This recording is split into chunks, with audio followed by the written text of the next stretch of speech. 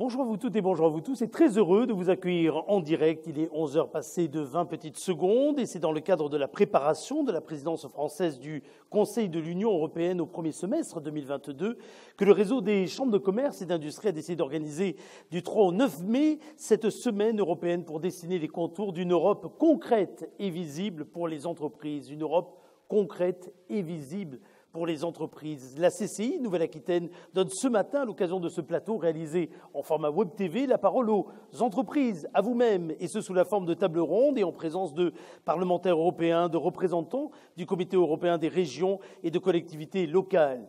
Ce matin, il s'agit non seulement de débattre ensemble, mais aussi d'être force de proposition, de faire remonter des préconisations sur la question de comment collaborer avec l'Europe, comment ça marche, concrètement, de quelle porte d'entrée bénéficie-t-on lorsqu'on est une entreprise et qu'on veut porter un projet.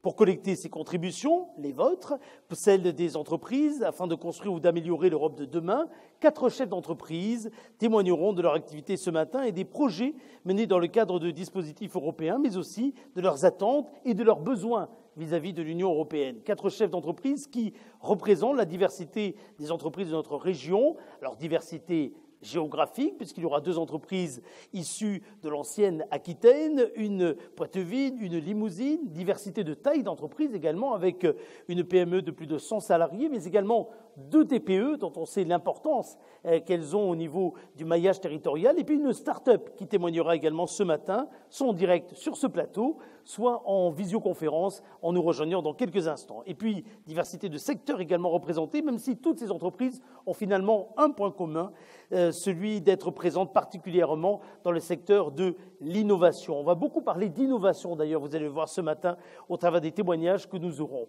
Vous allez vous-même pouvoir apporter votre pierre à l'édifice, apporter votre témoignage, soit questionner les personnes présentes en plateau, soit, pourquoi pas, être porteur de solutions, de propositions, de préconisations pour améliorer les relations entre l'Europe et le monde de l'entreprise. Pour cela, un numéro de SMS qui va s'afficher juste derrière moi. Regardez, c'est le 06 44 63 07 14. 06 44 63 07 14. Un numéro de SMS donc pour vous exprimer en direct. Ou bien si vous suivez cette émission en replay, vous pouvez également utiliser bien entendu le hashtag semaine UE 2021.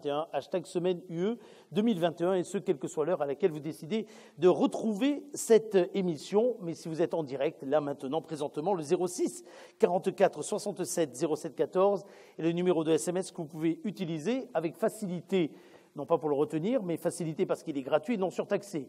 Un échange, il n'est pas simple à retenir, donc notez-le, il apparaîtra plusieurs fois sur le bas de l'écran. Il n'échappera à personne que ces échanges, que ces débats qui sont organisés ce matin le sont à un moment particulier de notre vie économique, de notre vie politique, de notre vie sociale, avec en toile de fond la relance, la résilience d'abord de l'économie française et de l'économie européenne en général. C'est pourquoi cette émission sera également une opportunité de présenter l'implication des chambres de commerce et d'industrie dans la mise en œuvre du plan de relance français soutenu financièrement par les fonds européens. Je viens de parler de Chambre de commerce et d'industrie. Il revient donc au président de la CCI Nouvelle-Aquitaine, Jean-François Clédel, d'ouvrir officiellement cette webconférence qui durera 1h30. Monsieur le Président, ma première question va être toute simple. Pourquoi est-ce que vous avez décidé au niveau de la CCI Nouvelle-Aquitaine d'organiser cette matinée autour de cette thématique tout à fait précise ? Bonjour à tous et tous. Tout d'abord, je voudrais adresser quelques remerciements quand même à toutes les personnes présentes. En particulier les chefs d'entreprise qui témoignent, vous les avez cités, hein, donc Magali Clavé-Henry, qui représente Rescol, qui est en visioconférence, Marine Faucillon-Laville, à mes côtés, ici, de la société Novaptech, Alain Straboni, qui est également en visio, en distanciel, de Estil, et Alain d'Alfonso Peral, de Recyclamer Innovation. Je voulais saluer aussi les représentants politiques, du monde politique, en particulier Laurence Farin, qui est députée européenne, et Mathieu Berger, qui est conseiller régional en charge notamment des transports et du transfrontalier. Remercier bien sûr tous les organisateurs de la régie, mais aussi remercier avant tout tous ceux qui nous suivent en visio ou sur YouTube, les chefs d'entreprise et les élus de nos chambres. Voilà. Alors cette semaine pour répondre à votre question, cette semaine pour répondre à cette question, en fait, c'est une initiative de CCI France, hein, que de créer cette semaine pour faire entendre la voix des chefs d'entreprise et leur permettre de contribuer à la préparation de la future présidence française à l'Union européenne. Il faut se rappeler que ce sera la première fois depuis 13 ans que la France prendra la présidence du Conseil de l'Union européenne. Et donc, l'objectif, évidemment, c'est d'organiser des débats un peu partout en France, sur toutes les régions, sur cette semaine, donc à partir d'aujourd'hui et jusqu'au 9 mai, pour recueillir les attentes et les propositions des chefs d'entreprise sur l'Europe, territoire par territoire. C'est bien ça l'objectif. Hein. Donc, et à partir de ce qui va nous être remonté aujourd'hui, ici en région, nous établirons une synthèse, bien sûr, et cette synthèse sera transmise à CCI France, qui fera également une synthèse et qui sera transmise au gouvernement en charge de la préparation de la présidence française. Voilà. Ça veut dire que très concrètement, on ne va pas être en position d'écoute ce matin, mais vraiment en position de proposition. Hein. Selon vous, ces entreprises, celles qui nous suivent, mais d'une façon plus générale, qu'est-ce qu'elles attendent, Président, aujourd'hui de l'Union européenne ? Alors, quand vous dites on est en phase de proposition, bien sûr, les chambres de commerce, comme vous le savez tous, sont des chambres qui sont, dont les élus sont tous des chefs d'entreprise, chefs d'entreprise ou dirigeants d'entreprise, donc elles ont déjà une connaissance de ce qu'est l'entreprise et des attentes, mais il est évident qu'il n'est pas suffisant d'avoir la connaissance venant des élus, encore faut-il aller chercher la connaissance de ceux qui ne sont pas élus pour bien comprendre comment ils perçoivent l'Europe. Et alors, je dirais, pour revenir un peu quand même sur la question du pourquoi, en fait, pourquoi les chambres se sont saisies de ce sujet, c'est quand même que les chambres ont un rôle de représentation des entreprises auprès des pouvoirs publics. Mais des pouvoirs publics, pas seulement français, des pouvoirs publics européens également. Et ça, on l'ignore un peu trop souvent. Et donc, elles peuvent contribuer à porter légitimement les préoccupations des chefs d'entreprise au sein de l'Union européenne. Et donc, comment on procède ces échanges ? Soit on remet des rapports, soit on contribue directement dans le cadre de rencontres que nous avons avec les pouvoirs publics, que ce soit les pouvoirs publics de proximité, ça peut être la région, ça peut être le préfet, ça peut être les ministres que l'on rencontre directement, en particulier CCI France, Pierre Goguet, notre président national, rencontre les ministres directement. Ça peut être aussi lors de conférences. Hier soir, par exemple, Clément Beaune, qui est le ministre délégué aux Affaires européennes, était en visio et on a pu lui poser directement des questions. Il a répondu très ouvertement d'ailleurs et de façon très, très compétente. Il a répondu aux questions qui étaient organisées lors de ce débat. Et alors, les CCI connaissent bien les attentes des chefs d'entreprise également, et notamment dans le cadre de l'Europe, parce que les CCI mettent en œuvre des programmes européens, dans le cadre de EEN en particulier, Entreprise Europe Network, qui est un programme d'accompagnement des entreprises sur l'Europe. Et en plus, elles informent, elles sensibilisent les entreprises sur les financements européens, sur tout ce qui est fonds structurels, fonds sectoriels, c'est des terminologies très spécifiques, un peu techniques. Mais les entreprises doivent savoir qu'en s'adressant à leur CCI, les CCI sauront les flécher vers les aides européennes dont elles peuvent bénéficier. Voilà. Que dire de plus ? La CCI Nouvelle-Aquitaine est, par exemple, pilote du programme européen Mobilize SME, qui offre la possibilité à des managers et à des salariés qualifiés de PME de séjourner dans une entreprise d'un autre pays européen pour faire bien sûr sa connaissance en langue, mais aussi pour découvrir un pays, un marché, une technologie, un savoir-faire, un mode de pensée, un mode d'organisation, etc. Et grâce à cet accompagnement de terrain, les CCI peuvent identifier plus facilement les préoccupations et les attentes des chefs d'entreprise et pour les porter au niveau européen. On va revenir sur tous ces points-là, parce qu'au travers des témoignages ce matin, on va voir à quel point ces dispositifs, qui sont ou initiés ou soutenus d'ailleurs par les chambres de commerce, par des experts, ont de l'importance concrète dans la vie, dans le développement de ces entreprises, celles qui sont là, celles qui vont témoigner tout à l'heure. L'accompagnement, ça fait partie des mots-clés qu'on va beaucoup retrouver. J'ai parlé innovation tout à l'heure, accompagnement. Ça colle à la peau là, du réseau consulaire que vous représentez, Président. Je dirais que parmi les missions des chambres de commerce, la mission principale, c'est ce que l'on appelle l'appui aux entreprises, l'appui à la création, l'appui tout un tas de vie, à tout un tas de process de la vie de l'entreprise, que ce soit l'innovation, etc., le recrutement, le financement. Je ne vais pas rentrer dans le détail des missions d'appui, mais enfin l'appui, c'est une mission essentielle des chambres de commerce. Et l'autre mission principale, c'est de représenter les entreprises, sans compter les autres missions que les entreprises conduisent en matière de formation, en matière de gestion d'équipements, comme les ports, les aéroports, etc. Voilà. Bon, je ne vais pas rentrer dans le détail. Pour finir, peut-être sur les attentes des chefs d'entreprise, il y a quatre grandes thématiques, si vous voulez, d'attentes des chefs d'entreprise vis-à-vis de l'Union européenne. Tout d'abord, nous avons réalisé une enquête Opinion Way pour CCI France et publiée le 3 mai auprès des chefs d'entreprise, qui révèle que les chefs d'entreprise, contrairement à la population française dans son ensemble, mais les chefs d'entreprise ont une vision positive de l'Europe, de l'Union européenne. 68% d'entre eux reconnaissent la contribution de l'Union européenne au développement économique de la France. Bon, alors ça passe par bien sûr tout un tas de dispositifs que les entreprises connaissent, comme l'union douanière, les politiques communes, comme la PAC sur l'agricole, la création du marché unique européen en 1986, avec la libre circulation des biens, des services et des capitaux, la libre circulation des personnes aussi en 1995, l'introduction de la monnaie européenne, l'euro, donc en 2002. Tout ça sont des notions que les chefs d'entreprise connaissent bien et ils y voient là la contribution au développement économique. Deuxième sujet, c'est la réponse apportée par l'Union européenne lors de la crise de la Covid 2019.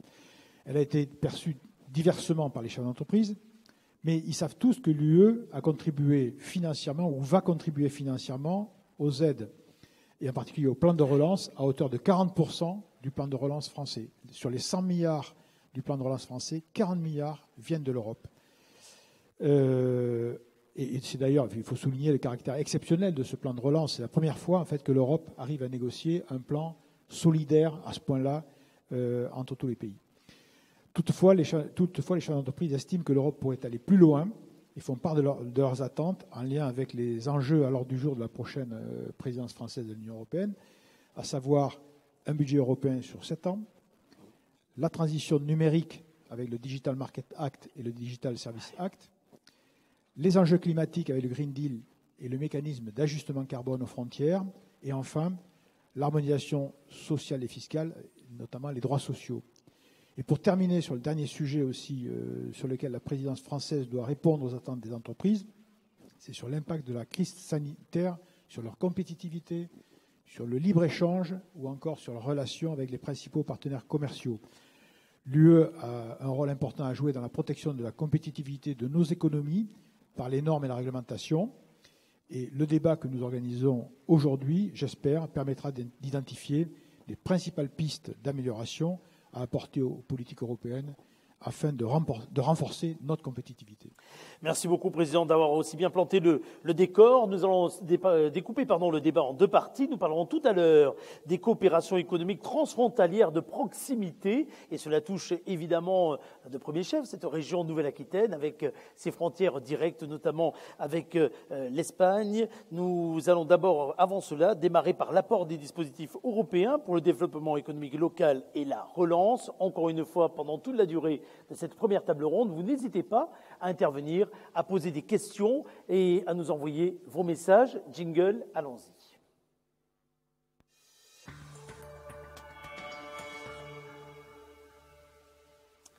Laurence Farinck est députée européenne, conseillère municipale de Pau. Vous jouez à domicile, parce que j'aurais dû préciser tout à l'heure que nous tournons dans les locaux du plateau télé de l'hippodrome de Pau. Vous êtes membre de la communauté d'agglomération Pau-Pyrénées. À vos côtés se trouve également quelqu'un qui interviendra dans les deux tables rondes et qui a été cité précédemment. Et vos deux témoignages vont être particulièrement intéressants en complément. Mathieu Berger, conseiller régional délégué à la coopération transfrontalière et à l'Eurorégion Nouvelle-Aquitaine. Je vais démarrer par vous, Laurence Farinck. Vous êtes... si vous me le permettez, une jeune députée européenne, dans le sens que vous avez été élue récemment. Vous avez une vision de l'Union européenne et de son rôle pour le monde économique qui a changé entre le moment où vous faisiez campagne, où vous vous intéressiez déjà à l'Europe, et le moment où vous siégez aujourd'hui. Oui, certainement, parce que j'ai acquis beaucoup de connaissances en travaillant dans mon mandat, mais surtout... J'ai vécu, en tant qu'élu au Parlement européen, une période tout à fait exceptionnelle que rappelait Monsieur le Président, parce que on est entré dans ce mandat avec la question du Brexit, qui posait déjà des questions de concurrence très fortes. Et puis, quelques mois après, nous sommes entrés dans la crise du Covid. Donc ça a généré des perturbations très fortes. Et on peut voir, on parle beaucoup du mot résilience, de la réaction qu'on a pu avoir. Je dois dire que l'effet de solidarité, le dialogue européen qui s'est noué à ce moment-là était remarquable. En effet, il y a cette question du plan de relance qui concerne l'ensemble des 27 États membres. Il y a des questions beaucoup plus prosaïques et quotidiennes parce que quand on était dans cette crise, il y avait la question des frontières, la question de la circulation des marchandises qui devait être assurée pendant la période de crise. Donc l'Europe a très vite réagi pour créer, excusez-moi, en bon bruxellois, des green pass, mais des certificats verts pour que les biens et les marchandises puissent continuer à circuler et les entreprises continuer. Et puis on voit aujourd'hui que la question va être la réouverture de nos frontières et la circulation des personnes, qui est aussi l'un des fondements de l'Union européenne. Donc en tout ça, oui, une réelle action. Et au-delà, ce moment, il est crucial aussi, puisque on est depuis un an en train de renouveler tous les programmes qui sont d'une durée de 7 ans, donc sur des périodes on va rentrer dans le programme 21-27, qui vont renouveler toutes les priorités politiques. Donc ces priorités politiques, elles ont de fait été très orientées sur le recouvrement et la relance. Donc ça va irriguer absolument tous les plans. Il y a des priorités politiques qui étaient posées, ce sont celles de la transition écologique, le Green Deal qui était clé et qui va irriguer les politiques, celui du numérique et bien sûr la question de la relance et du soutien à l'économie vont être clés.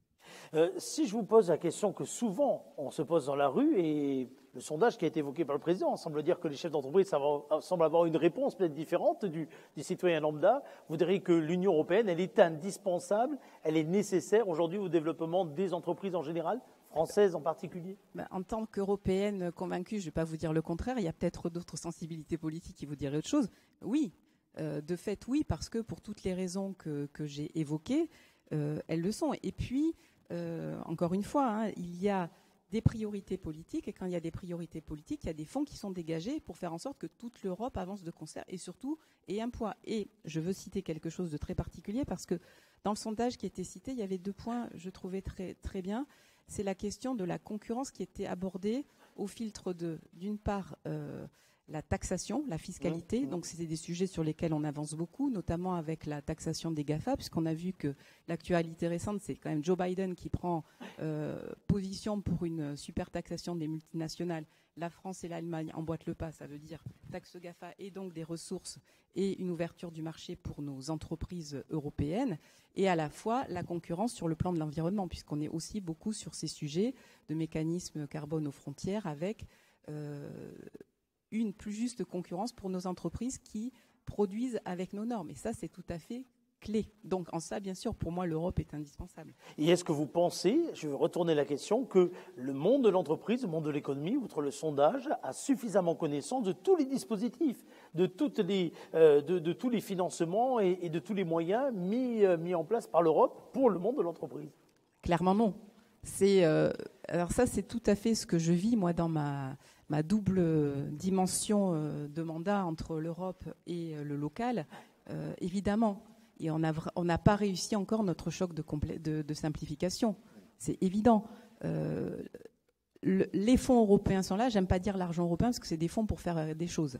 Donc que ce soit les fonds régionaux, que ce soit les programmes thématiques, on parlait avec Madame tout à l'heure des questions de l'innovation. Il y a un fonds très important qui s'appelle Horizon Europe qui est très axé vers l'innovation et notre performance. Donc sur tous ces sujets-là, il y a beaucoup de progrès à faire pour que les entreprises aient accès.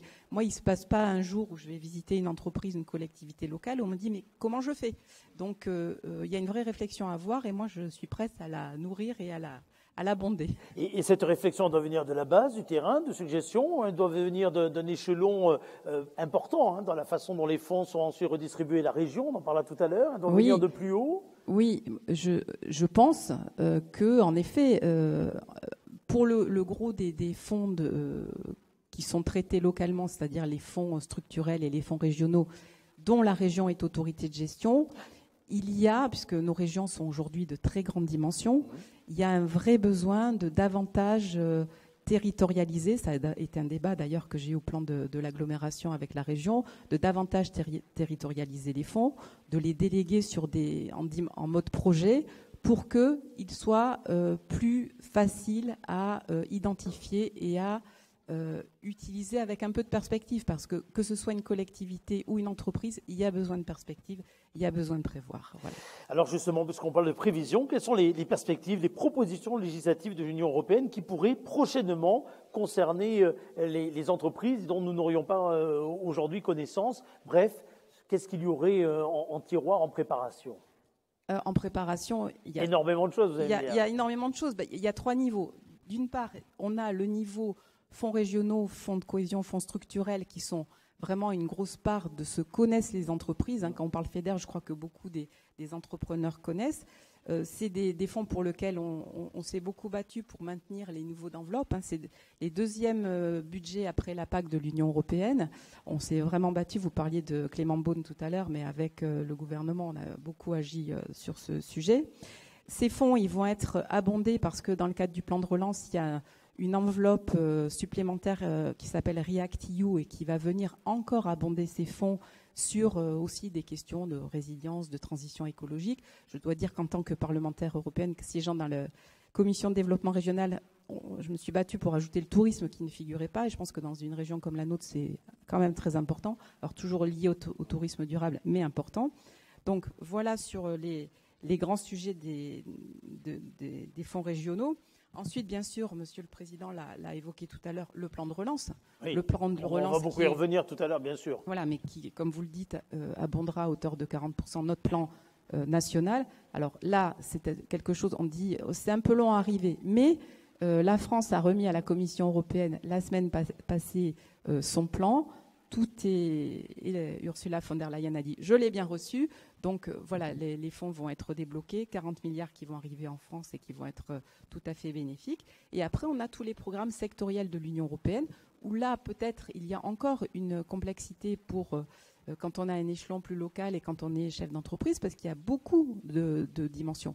Je parlais d'Horizon Europe qui finance la recherche et l'innovation. Il y a InvestEU qui est très tourné vers les PME parce que c'est de la garantie de crédit qui passe aussi par la Banque européenne d'innovation. On peut en citer beaucoup. Il y a le programme LIFE pour la biodiversité. Je peux parler des... Il y en a énormément. On pourrait en citer énormément. Créative Europe, parce qu'on parle beaucoup de la culture, mais Europe créative pour la culture, c'est très important quand on doit relancer les productions, dans une région comme la nôtre où il y a beaucoup de la culture de l'image. Bon, sur tous ces sujets, il faut être un peu expert. Il faut passer... oui, justement. Voilà. Justement, il faut être un peu expert parce que, en effet, ce catalogue qui est en plus réel, qui est réel. Il y a énormément de dimensions et je dois dire qu'on se bat beaucoup pour les PME au Parlement européen. Il y a des groupes sur ce sujet. Moi-même, je vois des représentants de la CCI. Donc, il y a cette conscience très forte, surtout en ce temps de crise. Mais il faut, en effet, être plutôt aguerri, expert, pour savoir aujourd'hui vers quoi aller. Où il faut avoir des interlocuteurs. Ou avoir des interlocuteurs relais.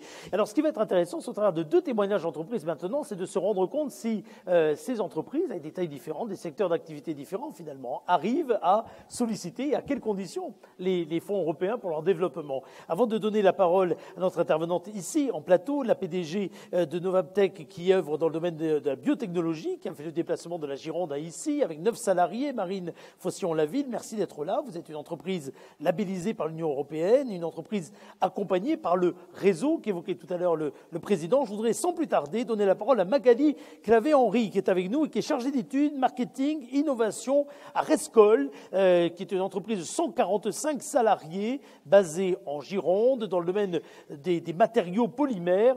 Et vous avez une particularité du côté de chez Rescol, Magali Clavé-Henry, c'est que on peut dire que vous êtes la première entreprise néo-aquitaine à bénéficier des fonds européens gérés en direct, ces fameux financements sectoriels, parce que cela fait des années qu'il y a dans le développement de l'entreprise une grande volonté de faire appel à ces dispositifs européens, au point d'ailleurs que vous-même, vous avez rejoint l'entreprise avec cette feuille de route tout à fait particulière qui est d'être en capacité de mobiliser ces différents dispositifs.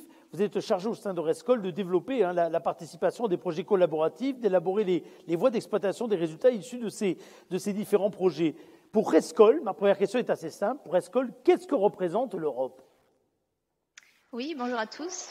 Tout d'abord, merci pour votre invitation à témoigner aujourd'hui. Pour répondre à votre question, ce que représente la participation à des programmes européens, pour nous, c'est l'accès en réalité à un réseau de partenaires qui ont des compétences au plus haut niveau européen. Voilà, c'est un des le principal. C'est ce que vous mettriez en premier aujourd'hui dans les apports finalement de l'Europe au développement de l'entreprise. Vous me surprenez presque parce que vous avez fait partie de ces entreprises qui ont énormément, dans le bon sens du terme d'ailleurs, su aller chercher, mobiliser des dispositifs. J'aurais cru que vous me disiez simplement, par exemple, que le premier atout, c'était les finances que vous avez pu développer au fil des années. Alors bien entendu, il y a le point du financement. Donc vous avez remarqué à juste titre qu'on était la première PME néo-aquitaine à recevoir des fonds européens. Donc à la fois des programmes cadres type Horizon Europe pour le nouveau programme cadre, mais on est impliqué depuis le 6e programme cadre dans les projets européens. Donc ça fait déjà presque une vingtaine d'années. Donc il y a effectivement la question des financements, mais aujourd'hui ce qu'on voit, c'est vraiment pour être rompu finalement à la participation à des projets européens, à la fois en tant que partenaire et aussi que coordinateur, c'est le développement d'un réseau qui nous amène de nouveaux projets, qui nous permet d'accéder à de nouveaux marchés, à de nouveaux clients potentiels, qui nous permet d'élargir notre champ de compétences. Et donc, voilà, ça commence. Quels sont les prérequis, cela dit, pour être aujourd'hui efficace et pour donc faire bien fonctionner cette dynamique de réseau? Le premier prérequis qui vous vient à l'esprit? Alors, ça a été évoqué juste avant, c'est de pouvoir finalement décrypter et s'y retrouver parmi la multitude de dispositifs qui existent. Il y a les dispositifs du côté du programme CAD, il y a des choses au niveau des fonds structurels et même pour nous qui avons l'habitude, c'est quand même un paysage qui se renouvelle tous les 6 ou 7 ans au gré des nouvelles programmations. Oui. Et on a conscience que pour des PME qui sont absorbées dans leur quotidien et qui ont moins l'habitude de ce langage-là ou de ce dispositif-là, ça peut être un peu complexe. Cela dit, il y a des structures en région comme l'Agence de développement et d'innovation, ADI, ou les CCI qui sont à même d'accompagner, je pense, les dirigeants et leurs équipes pour faire le tri et bien positionner une entreprise sur les différents dispositifs. Pourquoi et comment finalement vous êtes-vous orienté vers les programmes européens plutôt que les programmes nationaux ou régionaux là pour terminer cette première partie d'entretien? Alors, en réalité, globalement, je dirais qu'on a dans nos équipes des profils on a une équipe multiculturelle en fait. Donc je pense que à l'origine on avait une ouverture en fait vers les autres pays. Donc en fait on est allé un peu naturellement vers l'Europe, vers les autres pays. Après, en réalité, on n'a pas choisi de s'orienter vers les guichets européens. On s'oriente vers les différents guichets qui sont à disposition en fonction des sujets que l'on veut pousser et de leur degré de maturité. Cela dit, c'est vrai qu'on a renforcé nos efforts sur les programmes européens dans les dernières années parce qu'au niveau national, au niveau français, il y a un dispositif qui était particulièrement intéressant pour les PME de notre type, c'était le Fonds unique interministériel qui a été arrêté il y a quelques années. Alors, le paysage au niveau national a un petit peu changé là avec le plan de relance, donc il y a des nouveaux dispositifs. Et Mais on regarde tous les dispositifs. Après, les dispositifs au niveau européen ont l'avantage d'être intéressants sur le plan du financement. Vous me faisiez remarquer le point du financement. C'est vrai que dans le programme cadre, sur des actions qu'on appelle Research and Innovation Action, il y a un financement à 100%. Et pour les actions qui sont un petit peu plus hautes en niveau de TRL, on est sur du 70%. Et donc, ce sont des conditions qui sont bien évidemment très avantageuses. Mais qui nécessitent, cela dit, également une implication très forte pour aller chercher, j'imagine, ces fonds, d'où d'ailleurs le recrutement qui a été le vôtre. Hein. Et cette question, elle est assez intéressante. On est même plusieurs. Vous êtes plusieurs, voilà. D'accord. Oui, on est 3 personnes. D'accord. Et cette question, oui, parce qu'on est nombreux à Rescol, on est 150 personnes. Donc, Et cette question est intéressante à mettre également en parallèle avec finalement la capacité d'entreprises de taille un petit peu différente à pouvoir se mobiliser pour aller chercher ces fonds. Et c'est la question que nous allons évoquer avec l'intervenante. Vous restez avec nous, connectée, mais l'intervenante qui est avec nous ici en plateau d'une taille d'entreprise assez différente. Hein, je disais, 9 salariés, vous n'êtes pas encore à 145 comme Rescol. Novaptec, c'est dans le domaine des biotechnologies que vous œuvrez. L'entreprise a été créée il y a combien de temps, Marine Faucillon-Laville? L'entreprise a été créée en 2016. Donc c'est une jeune entreprise. C'est une jeune entreprise, déjà labellisée par l'Union européenne. Vous, qu'est-ce que représente l'Union européenne pour vous et pour votre entreprise? Avant de répondre à votre question, à laquelle je répondrai avec plaisir, d'abord un grand merci pour votre invitation, Monsieur le Président, à cette table ronde. Et puis juste quelques mots très brefs sur Novaptec pour redéfinir un peu le contexte de cette opportunité qui nous a été donnée avec l'Union européenne. Donc Novaptec est une start-up de biotechnologie, effectivement, qui œuvre dans les aptamères. Alors, on va faire extrêmement simple. Les aptamères, ce sont des anticorps d'acide nucléique, donc des petits bouts d'ARN ou d'ADN qui reconnaissent des cibles. Donc, en soi, avec ces outils-là, on en fait des outils diagnostiques, analytiques ou thérapeutiques. On a pas mal entendu parler des nouvelles thérapies avec les acides nucléiques ces derniers temps et les nouvelles stratégies vaccinales qui, évidemment, ont porté à la lumière du jour ces technologies dont les aptamères font partie. Donc, nous, Novaptec, en fait, on est 20 dans le monde à avoir ces technologies-là. 20 sociétés seulement. 20 sociétés seulement. Voilà. Donc, Novaptec est la seule société en France. Et la plupart des autres entreprises sont regroupées sur le continent nord-américain. Donc, on avait pris la décision avec mon associé d'ouvrir le continent asiatique. Sur de la prestation de services et sur de la vente de produits. On développe des prestations de services pour des tiers, donc on travaille avec des grands de la pharma, de l'industrie vétérinaire, agroalimentaire, environnement. Et puis également, on développe des dispositifs à base d'aptamères pour des biocapteurs pour aller détecter des pesticides et des perturbateurs endocriniens dans les matières premières alimentaires et l'eau. Donc le business model est double.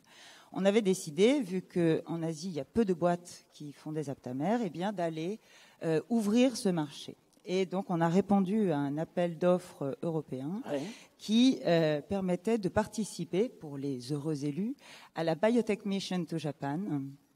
Donc, en fait, il y avait 12 sociétés, 12 startups sur l'Europe qui seraient sélectionnées. Et vous avez fait partie de ces 12. Et Novaptec a eu l'honneur de faire partie de cette délégation des 12 startups. Alors, très concrètement, ça, vous avez bénéficié d'un soutien de l'Europe pour développer donc votre activité sur le continent asiatique. Est-ce que faire partie de ces 12, répondre à cet appel à projet, a été simple à mettre en œuvre ou assez compliqué en termes de temps et avec peut-être des taux de réussite que vous ne maîtrisiez pas au moment où vous êtes lancé là-dedans? Alors, sur ce cas particulier, le dossier était assez simple. Immédiat, non, mais pas trop chronophage non plus. Assez simple à mettre en œuvre et avec un taux de succès relativement élevé parce que le dispositif était encore assez peu connu, ce qui nous arrangeait bien. Ce qui vous donnait en effet une possibilité, une potentialité d'arriver au bout. Exactement. Et ça n'a pas été toujours le cas pour d'autres dossiers sur lesquels vous êtes, je crois. Non, voilà, il y a aussi d'autres dossiers et d'autres dossiers sur lesquels on souhaiterait être, mais pour l'instant, je n'arrive pas très bien à trouver, on en parlait tout à l'heure avec Madame Farran, par quel bout aborder le truc. Ce qui est déjà une réponse à la question que je vous posais, oui. L'air de rien. Tout à fait. Parce qu'effectivement, il y a une complexité, et on l'a déjà dit sur ce plateau, une complexité à identifier le bon dispositif qui corresponde à votre niveau de maturité par rapport au TRL de votre entreprise, de vos produits. Et puis, même une fois qu'on a identifié identifier le bon dispositif, je dirais qu'il y a deux autres impacts majeurs. C'est sur la disponibilité des ressources humaines et financières que ça mobilise. Ici, on est dans une petite entreprise. En gros, moi, j'ai l'oreille droite qui fait le bizdev et l'oreille gauche qui fait la gestion, et quand c'est le cerveau de devant qui fait l'administration, etc., etc. Donc, effectivement, on n'a pas une personne dédiée. Et quand cette personne fait quelque chose, elle ne fait pas autre chose. Tout le reste de l'équipe est dédié vraiment à la R&D. Donc, dans ce cadre-là, il est difficile de imaginer pouvoir candidater à ce type de dispositif. Alors, nous sommes positionnés comme étant partenaires. Parce qu'en étant partenaires, ça permet de mobiliser moins de temps. Et par contre, et c'est là aussi un enjeu dont on parlait tout à l'heure avec Madame Farran, c'est de se faire connaître. Il est important de faire connaître non seulement la technologie, mais qui a un nom obscur qui dit rien à personne, mais OK, qu'est-ce qu'elle est capable de faire, cette techno ? Ça veut dire que se faire connaître, ça veut dire qu'il y a quelque part une forme de notion de réseau aussi, comme le disait la précédente, notre précédent témoin. Cette notion de réseau, elle est importante pour vous. Tout à fait. On fait d'ailleurs partie de l'Enterprise Hub Network, qui est un réseau qui permet de faire des interconnexions entre différents partenaires et donc des complémentarités technologiques éventuelles pour servir un objectif commun sur un dossier, oui. Vous avez, dans les semaines, dans les mois à venir, par rapport à ce que fléchait déjà un petit peu Laurence Farran, des choses qui vous font penser que vous allez, encore une fois, jouer la carte de l'Europe ? Oui, je vais réessayer la carte de la Biotech Mission parce que c'était extrêmement intéressant.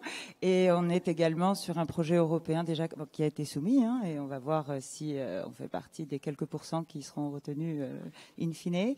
Et je m'intéresse également aux dispositifs, mais qui pour l'instant sont trop chronophages pour moi, sur Horizon Europe et notamment le IC Accelerator, qui est un très bel outil où il y a une vraie volonté de simplification de l'Europe. Et vous avez pensé avoir recours à des cabinets spécialisés pour vous aider, pour constituer le dossier, parce qu'il y en a, l'Europe, on parle souvent de ces cabinets qui sont tout autour, qui gravitent autour et du savoir-faire. Vous avez pensé à faire appel à eux ou Oui, j'y ai pensé. Je suis fréquemment en contact avec ce genre de personnes, mais c'est pas sans coût. Oui. Et en fait, et par rapport aux chances de réussite, quand c'est ça. Vous mettez tout dans la balance, vous dites je vais dépenser 30 000 €. Est-ce que j'y vais vraiment ? Est-ce que je capitalise, est-ce que je considère que ma chance est suffisante pour... Alors, 30 000 €, c'est pas une paille non plus. Oui, c'est clair. Donc, Mathieu Berger, je vais vous donner la parole. Vous êtes conseiller régional délégué à la coopération transfrontalière à l'Euro-Région Nouvelle-Aquitaine. Avant cela, le numéro va une nouvelle fois s'afficher si vous avez des questions à poser à la fois à Laurence Farran, à la fois à Mathieu Berger, mais aussi aux chefs d'entreprise qui témoignent. N'hésitez pas à envoyer ces questions. Cette difficulté qu'il peut y avoir à bien comprendre le fonctionnement, est-ce que du haut de vos responsabilités, vous la percevez ? Est-ce que vous l'entendez souvent de la part des entreprises avec qui vous êtes finalement assez régulièrement, vous également en contact ? Clairement, on le perçoit trop souvent, j'allais dire, les questions de financement européen et même l'Europe en général sont des sujets de spécialistes. Il y a des enjeux d'ingénierie qui fait que de nombreux fonds ne sont pas accessibles à tout le monde. Ou alors à certaines tailles d'entreprise. C'est-à-dire que si on ne peut pas avoir des personnels dédiés à de l'ingénierie, je dirais, administrative et financière, d'une certaine manière, c'est extrêmement compliqué. Mais en cela, je fais quand même la différence entre ce que sont les fonds sectoriels et les fonds délégués à la région. Alors justement, présentez-nous cela d'ailleurs. Faites-nous un zoom particulier sur ces fonds structurels gérés par la région pour qu'on comprenne bien en effet la différence entre les uns et les autres. En gros, pour résumer, les deux points stratégiques des fonds délégués à la région, c'est ce qui relève de la politique de cohésion, qu'on va retrouver dans le FEDER et le FSE. L'historique de la politique de cohésion, c'était quelque part, il y avait des déséquilibres territoriaux au sein des régions européennes, et c'est comment on arrivait à les faire arriver au même niveau. Et c'est autour de ça que se sont développés le FEDER et le FSE. Nous sommes une région en transition, ce qui nous permet d'avoir un certain budget et un taux de participation de la région.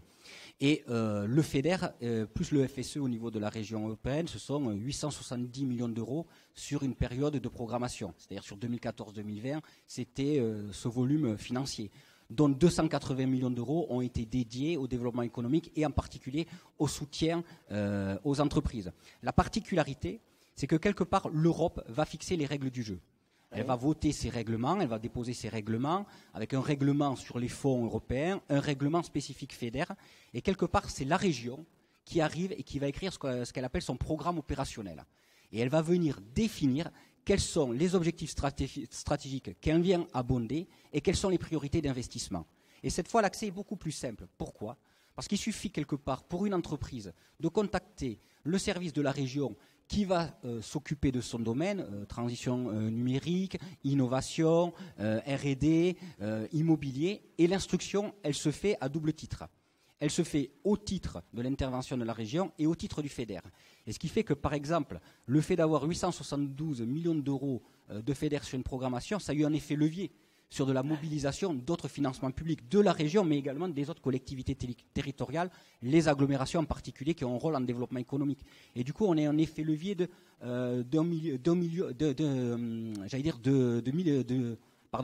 1000 milliards. Non, d'1 milliard, pardon. D'1 milliard. 2 milliards. On était à 800 millions. Sinon, je vous dis 2000 sabords, ce qui va faire beaucoup. Non, 1 milliard. D'1 milliard. On est en effet levier d'1 milliard par rapport à ça, globalement. Ça, c'est sur la partie FEDER-FSE. Mais si vous rajoutez notamment ce qu'il y a autour du FEADER, le FEADER, c'est l'aide qui est liée à la PAC. Là, on est sur 1,6 milliard d'euros sur toute la programmation, et dont 38% va être redistribué aux entreprises du secteur agricole. Ça peut aller dans des logiques d'installation, d'accompagnement, mais également l'agroalimentaire. Sur une période de programmation, c'est-à-dire le cadre 2014-2020 à 2021-2027, c'est l'équivalent d'un budget global de la région Nouvelle-Aquitaine annuel qui est doté en fonds européens. On est autour de 2,6-2,8 milliards d'euros sur l'ensemble de la programmation. Et donc, une entreprise, si elle veut se tenir au courant de ce que la région va soutenir, mais c'est très simple. La région va produire un programme opérationnel et avec des lignes de dotation. 200 millions d'euros, par exemple, sur telle ligne. Et du coup, les entreprises vont être en capacité, en lisant le programme opérationnel, de voir quelles sont les priorités pour la région Nouvelle-Aquitaine dans le cadre de l'utilisation de ces fonds structurels. En tout cas, tous les deux, au travers de vos interventions, vous avez montré à quel point ça va être important de se mobiliser dans les semaines à venir lorsqu'il va s'agir de parler région et importance dans le développement économique. Mais disons qu'on est dans un moment clé. Oui, vous faites bien de le rappeler l'un et l'autre, comme ça me permet d'équilibrer, vous avez raison. Là, on est sur le cadre financier pluriannuel, c'est-à-dire on est sur un budget pluriannuel de l'Union européenne pendant 6 ans qui vient fixer les grandes priorités. Et ce qui est intéressant dans ce qu'on appelle le trilogue, j'allais dire, dans cette discussion qu'il y a entre l'Union européenne, les États et les régions qui ont la délégation, c'est quelles sont les orientations politiques que l'on va privilégier. Et très clairement, ça a été expliqué par ma collègue, il y a évidemment le Green Deal, toute l'économie de la résilience, mais par contre, sur, je dirais, le reste des grandes priorités économiques, on reste sur la stratégie 2020 de Lisbonne, c'est-à-dire sur la spécialisation intelligente des territoires. C'est comment nos territoires deviennent de plus en plus compétitifs en appuyant leur domaine de compétitivité déjà. Sur notre territoire, c'est tout ce qui est lié à l'aéronautique, à l'agroalimentaire, à la santé, et tout ça, c'est identifié. Et nous, on a même créé, j'allais dire, des territoires de spécialisation intelligente transfrontaliers au sein de notre région Nouvelle-Aquitaine, Euskadi-Navarre. Alors, on en parlera tout à l'heure, justement, de la partie transfrontalière. Dans la deuxième partie de la table ronde, si vous le permettez, je voudrais donner la parole à 2 nouveaux chefs d'entreprise. Les 2 sont à distance. Le premier d'entre eux, c'est Alain Straboni, c'est le PDG de Stihl, spécialisé dans les panneaux solaires. C'est à Vienne, c'est depuis Vienne qu'il va prendre la parole. Une entreprise ayant bénéficié de nombreux contrats R&D européens et associés par des partenaires à des programmes R&D financés par la Commission européenne. Est-ce que vous m'entendez? Je crois que votre visage va apparaître juste derrière moi. Alain Straboni? Oui, je vous entends très bien. Mais je n'ai pas votre visage. Mais ça y est, j'ai votre visage. C'est parfait. Professeur, merci d'être là. Votre entreprise, c'est une entreprise, je vais dire, particulière, entre guillemets, parce que c'est quelque part un spin-off, pour reprendre les termes là, des séries actuelles du CNRS et de l'université, et qui a bénéficié de nombreux contrats de R&D européens depuis sa création, qui était en 2007. Comment est-ce qu'aujourd'hui vous qualifieriez la façon dont l'Europe a permis le développement complet de vos savoir-faire? Alors, Stihl, pour situer, c'est une société qui fait la conception et la fabrication des panneaux solaires photovoltaïques. Donc effectivement, on est installé dans la Vienne, plus précisément à Poitiers, et on est une société de 9 personnes. Et donc le business model de Steel, c'est de fabriquer des panneaux qui vont être intégrés au bâti en général, c'est-à-dire aux bâtiments, aux façades des immeubles, etc., au mobilier urbain aussi, comme des abribus, des lampadaires solaires autonomes, etc. Voilà, c'est le photovoltaïque, on va dire, intégré au bâti. Le nom de Steel vient de Silicon Tile, c'est deux mots agrégés, le mot tuile en silicium, et parce que le silicium, c'est la base de la fabrication de la cellule solaire et des panneaux photovoltaïques. Donc, on travaille sur ce modèle Alors, vous parliez de spin-off, effectivement, on est un spin-off du CNRS et de l'Université de Poitiers. Donc, c'est dans mon laboratoire, il y a plus de 15 ans que je travaillais dans le domaine du silicium appliqué à l'électronique. Et le photovoltaïque, c'est un matériau, le silicium, c'est un matériau pour l'électronique, mais le photovoltaïque, c'est de l'électronique aussi. Et donc, on a développé une technologie qui était embryonnaire à l'époque et qui, sortant des laboratoires universitaires, les chimistes diraient sortant de la paillasse, on a lancé une spin-off, une start-up. Donc, en 2007, vous l'avez dit, ça fait donc 13 ans, on n'est plus une société, une spin-off, mais on est resté quand même une société de technologie, c'est-à-dire si au début, on a fait de la R&D, on a fait de la R profonde au début, puis du développement, et aujourd'hui, on fait du design et de la conception de produits. Donc, on a été aidé à toutes ces étapes. À toutes ces étapes, et est-ce que, objectivement, vous auriez pu vous développer sans l'Europe ?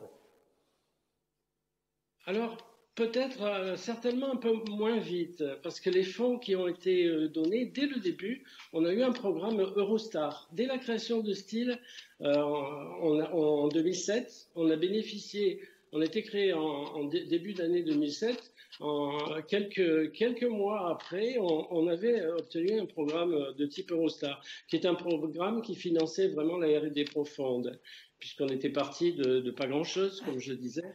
Et ultérieurement, on a eu d'autres programmes auxquels on a été associés par d'autres partenaires, comme le Fraunhofer de Freiburg, par exemple, en Allemagne, qui est le champion du photovoltaïque en Europe, qui est venu nous chercher pour être associé cette fois-ci en tant que partenaire.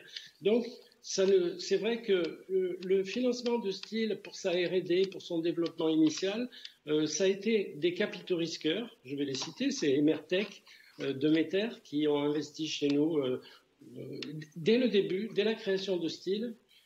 Sans ce capital risque, on aurait eu du mal à créer l'entreprise. Et immédiatement, pour à peu près les mêmes niveaux de fonds, 50%, ça a été l'Europe. Voilà. Est-ce qu'aujourd'hui, vous regardez l'Europe et les évolutions qui sont dans les cartons, avec le sentiment qu'il y a encore de belles opportunités à saisir pour votre développement et notamment tout ce qui est autour de la recherche du développement? Tout à fait. Donc, on regarde et on participe toujours à des programmes européens. Le dernier, pour nous, qui a été important, c'est un programme produit, développement de produits. Ouais. Donc, le produit, c'était ce que j'expliquais, le cœur de métier de Steel aujourd'hui, c'est de fabriquer des panneaux de style très beaux et très puissants qui vont être intégrés aux façades des bâtiments, aux couvertures, aux tuiles, d'où le nom de tile, tuiles solaires.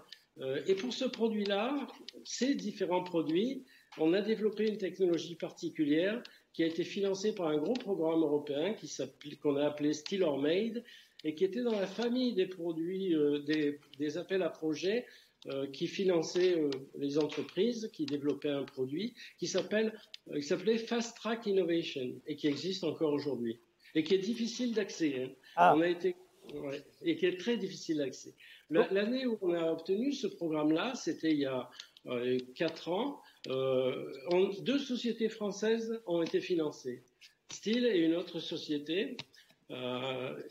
Et dans le même temps, il y avait une douzaine de sociétés anglaises de Grande-Bretagne qui ont été financées. Ça vous dit un petit peu le déséquilibre. Le déséquilibre. Pourquoi ces entreprises plutôt volumiquement anglaises et moins entreprises françaises selon vous? Je pense qu'il y a le tissu des PME, des petites entreprises, des moyennes entreprises, n'est pas très à l'aise avec les programmes européens. C'est difficile d'accès. D'autre part, il faut écrire et parler en anglais. Les Anglais, évidemment, sont plus à l'aise que nous pour l'écrire. Les Hollandais aussi sont très bons. Les Allemands sont très bons. Je crois qu'on n'est pas les meilleurs, hein, effectivement. Il y a des progrès à faire de ce côté-là.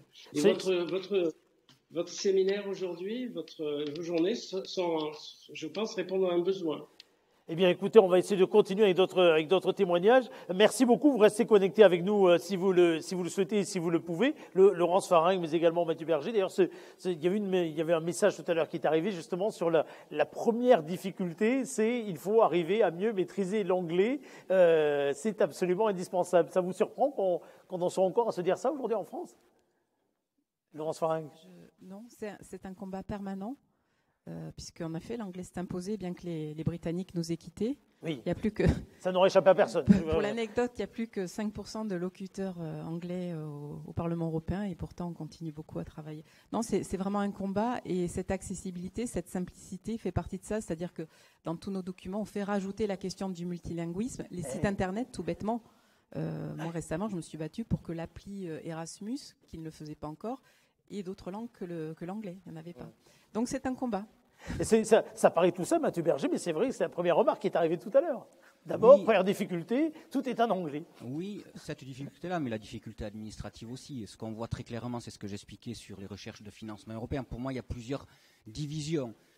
Et dès qu'on s'adresse, je dirais, au financement sectoriel, c'est-à-dire ceux qui sont gérés directement par la Commission européenne sur la base d'appels à projets concurrentiels, bon, c'est là où on est, je dirais, dans une division qui demande un niveau d'investissement en RH extrêmement important pour les entreprises. Et j'allais dire, on voit quand même aujourd'hui les entreprises qui ont parlé, c'est beaucoup des entreprises du secteur des nouvelles technologies avec énormément d'innovation. Il faut bien se rendre compte que l'Europe, au travers du FEDER et en gestion déléguée à la région, elle s'adresse, je dirais, à tout type d'entreprise. Bien évidemment, il y a ces questions d'innovation, mais j'allais dire, il y a plusieurs niveaux d'accès. Oh, vous avez raison de le dire d'ailleurs. Vous avez raison de le dire. C'est vrai que c'est un prisme déformant, entre guillemets, ce matin, hein, mais c'est aussi la fierté de cette région. C'est pas vous, Président, qui allez me dire l'inverse, hein, d'avoir autant de pépites en matière d'innovation, mais il ne faut pas penser que les fonds dont nous parlons, que les dispositifs dont nous parlons, dont les plans de relance que nous évoquons, ne soient réservés qu'à ces entreprises innovantes. Hein. On parle bien de tout le tissu PME, PMI, TPE, y compris les commerces, l'artisanat, etc. Exactement. Nous sommes très attachés à nos pépites et nous les accompagnons également dans le cadre de nos financements directs et du FEDER. Mais c'est vrai qu'il y a une montée en puissance. On le voit souvent aussi avec les entreprises par rapport aux recherches de financement européen. Pour de nombreuses entreprises, ce n'est pas toujours très naturel, sans aller chercher les financements européens, d'aller chercher une subvention. Eh bien oui. Ce n'est pas obligatoirement toujours dans la culture de toutes les entreprises. Et je pense qu'il y a une montée en puissance. Et quand on va commencer à chercher, je dirais, des fonds sectoriels, c'est qu'on a déjà soit un niveau technologique, soit un niveau d'ingénierie interne qui permet d'accéder à ces fonds-là. On va prendre un nouveau, si vous voulez, témoin qui est avec nous en ligne. C'est le concepteur d'un aspirateur des mers. Il est directeur d'une start-up baptisée Recyclamer Innovation, qui est issue de l'incubateur de l'université Avril. Alain d'Alfonso Peral, merci d'être avec nous. J'aimerais qu'on switch avec vous. Vous avez créé, vous avez commercialisé, je le disais, Alain d'Alfonso Peral, un aspirateur flottant capable de dépolluer les milieux aquatiques. Là, on est toujours avec notre précédent intervenant, Alain Straboni. Est-ce que l'on peut switcher en régie et nous mettre en contact avec Alain d'Alfonso Peral, s'il vous plaît, pour que nous le voyions à l'image et pour que là aussi, ce spécialiste de l'innovation puisse venir témoigner de la façon dont l'Europe a transformé, ou pas d'ailleurs, le devenir de son entreprise, qui a développé, figurez-vous, un robot qui fonctionne à l'énergie solaire sans émettre de CO2 et donc l'ambition est de dépolluer les milieux aquatiques en utilisant le moins d'énergie possible. Et il va collecter, ce fameux robot, les déchets solides mais aussi liquides. Et si Alain d'Alfonso Peral est avec moi ici pour en parler, il le fera sans doute beaucoup mieux que je viens de le faire. Et ça y est, on vous voit apparaître, formidable. J'ai fait un résumé très sommaire, mais alors très très sommaire, de ce qu'est votre start-up et notamment de ce projet tout à fait innovant dont vous avez déposé, je crois, le premier brevet. C'est bien ça, Alain d'Alfonso Peral? C'est ça, c'est exactement ça. Merci beaucoup pour l'invitation. Micha, merci beaucoup pour votre petite introduction. Et effectivement, aujourd'hui, j'ai eu la chance de pouvoir être accompagné pour l'incubateur de l'Université de Limoges, la Brûle. Et on a commencé il y a 4 ans avec une poubelle pour collecter les déchets en surface. Et aujourd'hui, on a le premier robot solaire autonome au monde capable de collecter les déchets solides et liquides, pas uniquement en surface, sinon les premières 35 cm de colonnes d'eau. C'est très important. Et en plus, il est 100% produit dans la région de la Nouvelle-Aquitaine. Il y a des parties qui se font en Creuse, des autres parties qui se font en Limousin, des autres parties qui se font à La Rochelle. C'est vraiment, tout ça, c'est grâce à tout cet accompagnement qu'on a pu faire. Vous avez bénéficié, vous avez participé plutôt à plusieurs événements, Horizon 2020. Vous me dites un mot de ce programme européen et de la façon dont, quelque part, il a permis la mise en réseau, avant toute chose, pour vous? Oui. Après, nous, aujourd'hui, on a l'entreprise Recyclame Innovation, on a créé le robot qui s'appelle Genesis. Et on a pour vocation de produire une gamme de robots solaires capable de dépolluer les espaces aquatiques. Celui-là que je présente aujourd'hui, c'est la taille S.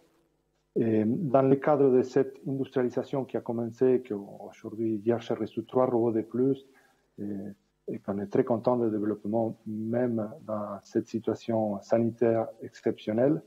Et on a pu participer grâce à tous les réseaux qu'on a aujourd'hui, de la CCI, même la Nouvelle-Aquitaine, même la ADI, et accompagné pour différentes personnes. On a pu participer dans différents salons, par exemple, au niveau international.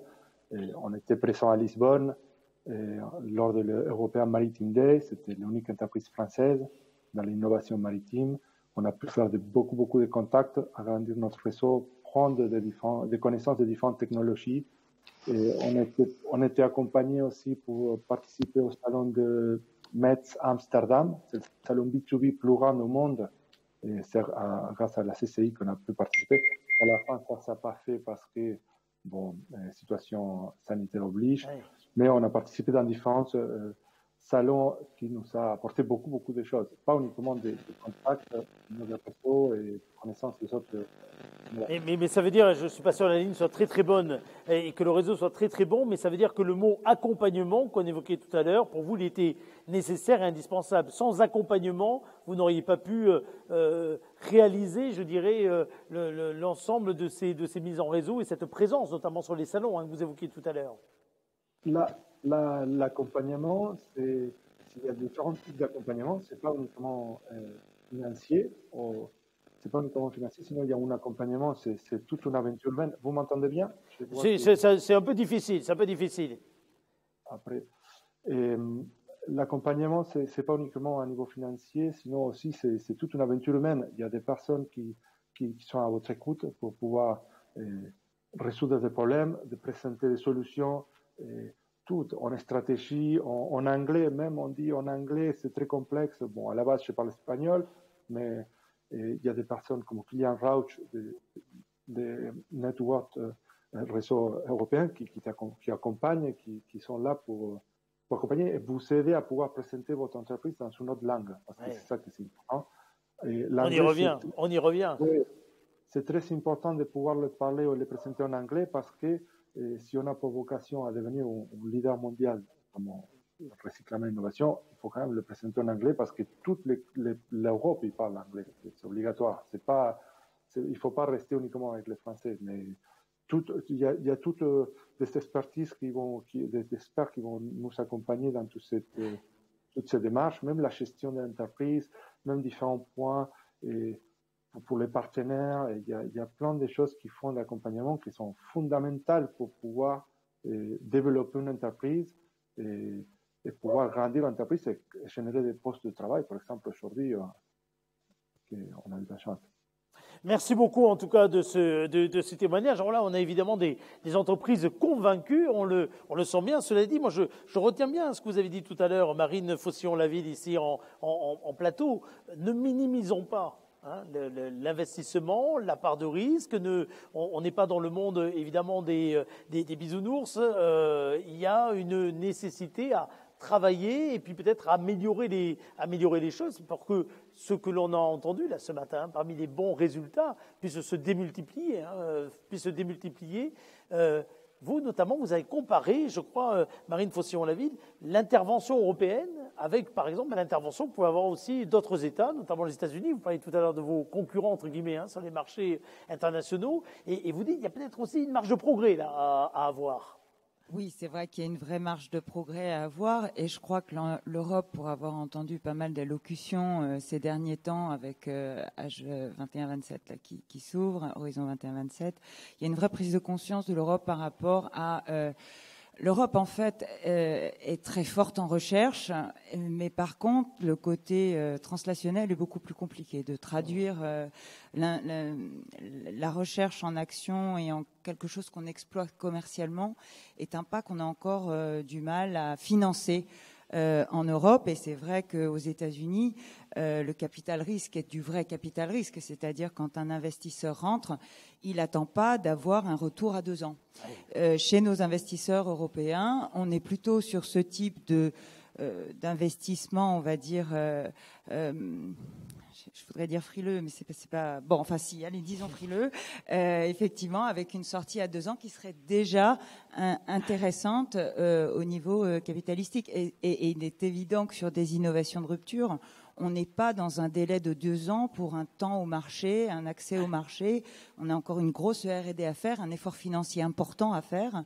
Et là, on a du mal. Et c'est cette réflexion que mène aujourd'hui, en tout cas que j'ai entendu mener l'Europe dans son programme Horizon 21-27.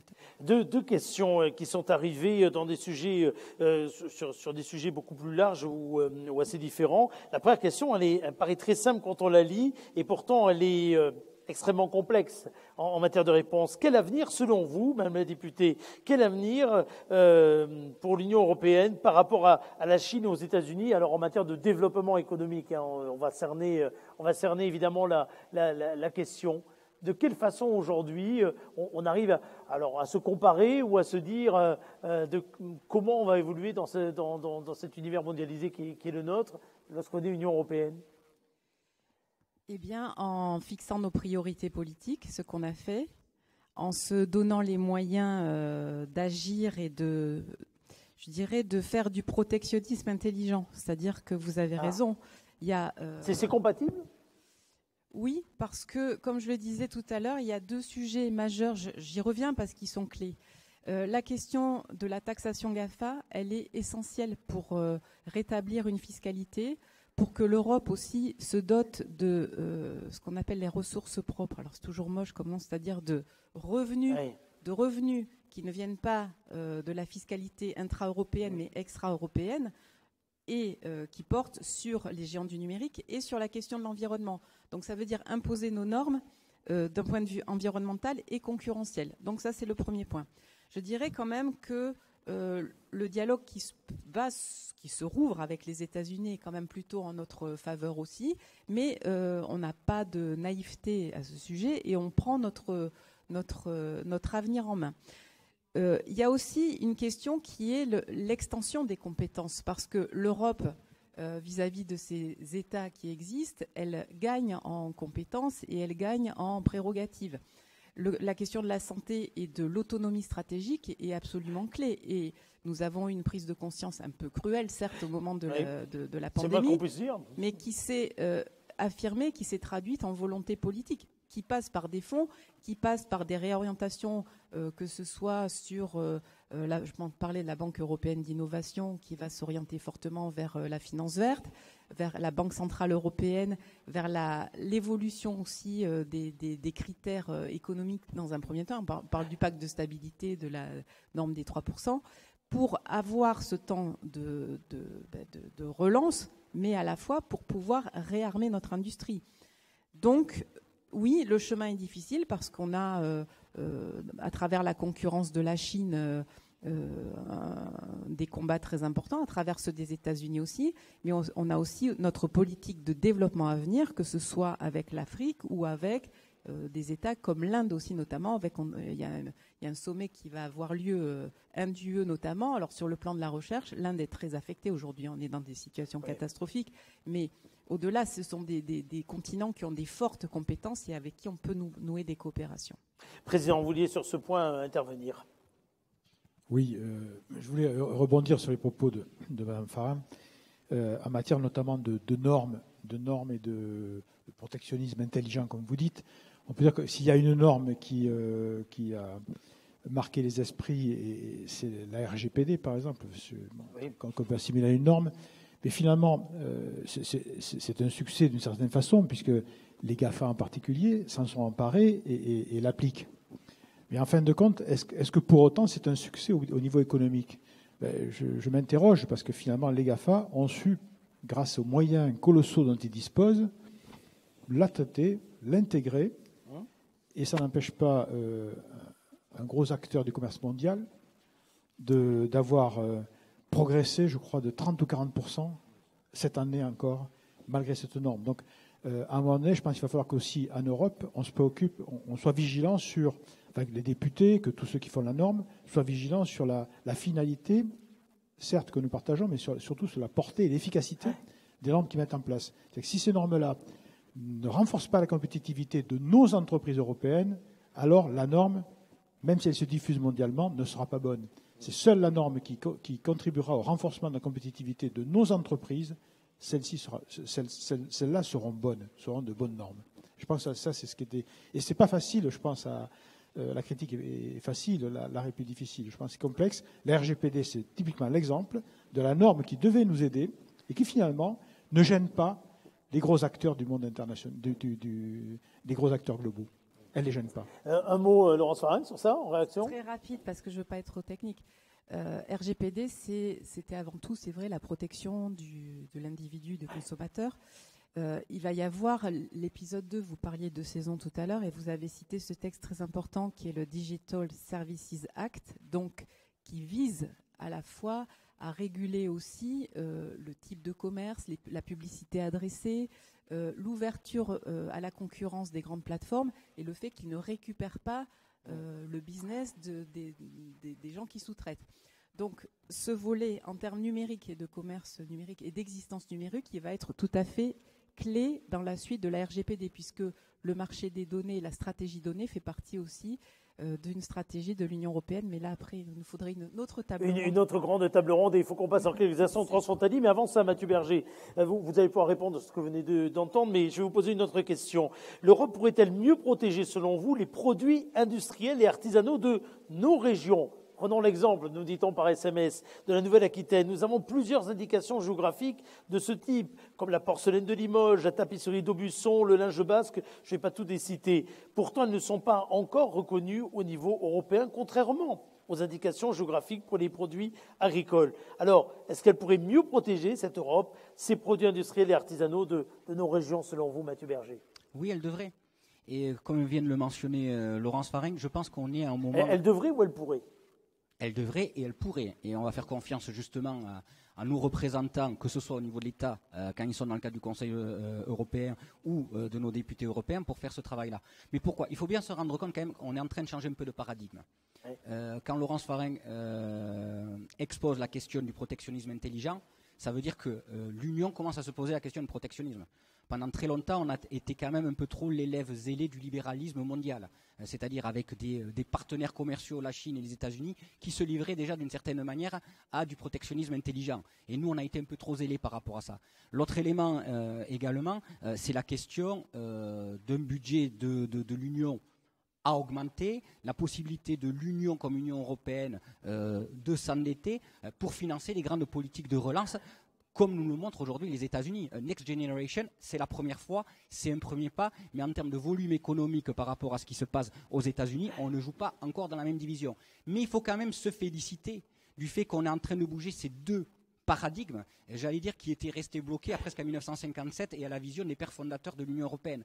Sauf que la réalité, c'est que le monde a changé par rapport à ça et on est en concurrence internationale. Et ces concurrents au niveau international, ils n'ont pas hésité jusqu'à maintenant à faire du protectionnisme intelligent et quand il le fallait, être en capacité de booster leur propre économie par des investissements. Je veux dire, le plan à 2000 milliards d'euros des États-Unis, nous on est à 700 milliards, je dirais, supplémentaires, mais 350 en subventions. Vous voyez ce que je veux dire?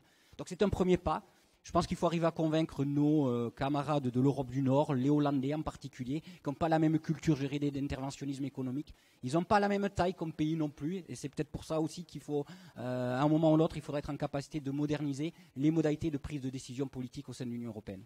Laurence, un dernier mot, et je sais que vous devez nous quitter ensuite pour clôturer cette première partie de table ronde. Je vais aller à la question que vous avez posée peut-être sur le savoir-faire artisanaux et leur protection. Ah oui, vous pouvez y revenir, allez-y. Parce que vous ne vouliez pas répondre. Bon, non, mais sur cette question du plan de on ne va pas revenir sur le plan de relance, on va se focaliser là-dessus.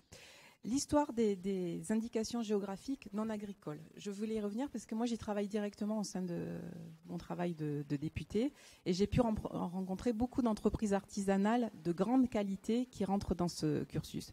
Donc, ce qui est important de savoir, c'est que, en effet, nous allons rouvrir ce dossier pour que les produits d'excellence artisanaux puissent intégrer ces fameuses indications géographiques et surtout faire en sorte qu'elles aient accès demain à des ouvertures commerciales qui soient plus larges.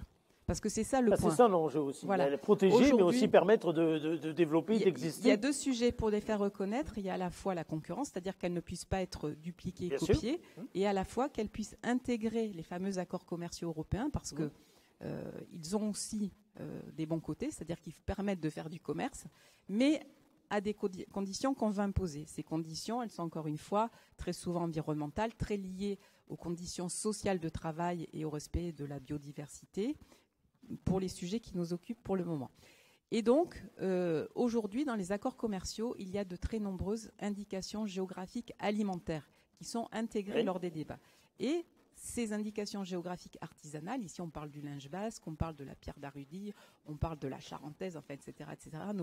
C'est bien, vous avez complété le panel que je faisais tout à l'heure. Oui, la Nouvelle-Aquitaine est très très prolixe en la matière, pourrait intégrer donc ces accords commerciaux, donc bénéficier de nouveaux débouchés. C'est tout à fait l'intérêt qu'il y a, mais en la matière, il y a des freins à lever, dont le fait que tous nos États membres, parce que nous sommes 27, ne sont pas accordés sur cette ligne. Donc il y a encore du progrès à faire parce que c'est vrai que nous avons des différences, et vous le disiez, avec notamment les États du Nord qui ont une culture plus libérale dans le libre-échangisme. Voilà. Merci en tout cas pour cet élément de réponse et merci Laurence Faringue d'être venu participer à cette première table ronde. Je vais garder Mathieu Berger puisqu'on va parler d'un autre sujet maintenant qui va lui permettre de développer les interventions possibles une nouvelle fois de l'Europe. Vous allez, Laurence Faringue, remettre votre masque pour se déplacer puisque nous le faisons, j'aurais dû le préciser tout à l'heure, nous sommes dans un studio très grand, aéré, nous nous permettons d'enlever les masques simplement pour les prises de parole. Merci à vous en tout cas d'avoir participé à cette réunion. La deuxième partie va maintenant donc concerner les coopérations économiques transfrontalières de proximité. Olga Irastorza va nous rejoindre, nous a déjà rejoint d'ailleurs, vous l'avez vu subrepticement à l'image. Elle est conseillère entreprise, allons-y, comme ça tout le monde sera passé. Elle est conseillère entreprise de la CCI Bayonne Pays Basque. Elle est responsable de la CCI transfrontalière Biarten et après le jingle que voici va nous expliquer de quelle façon la coopération transfrontalière est un levier d'avenir. Allons-y.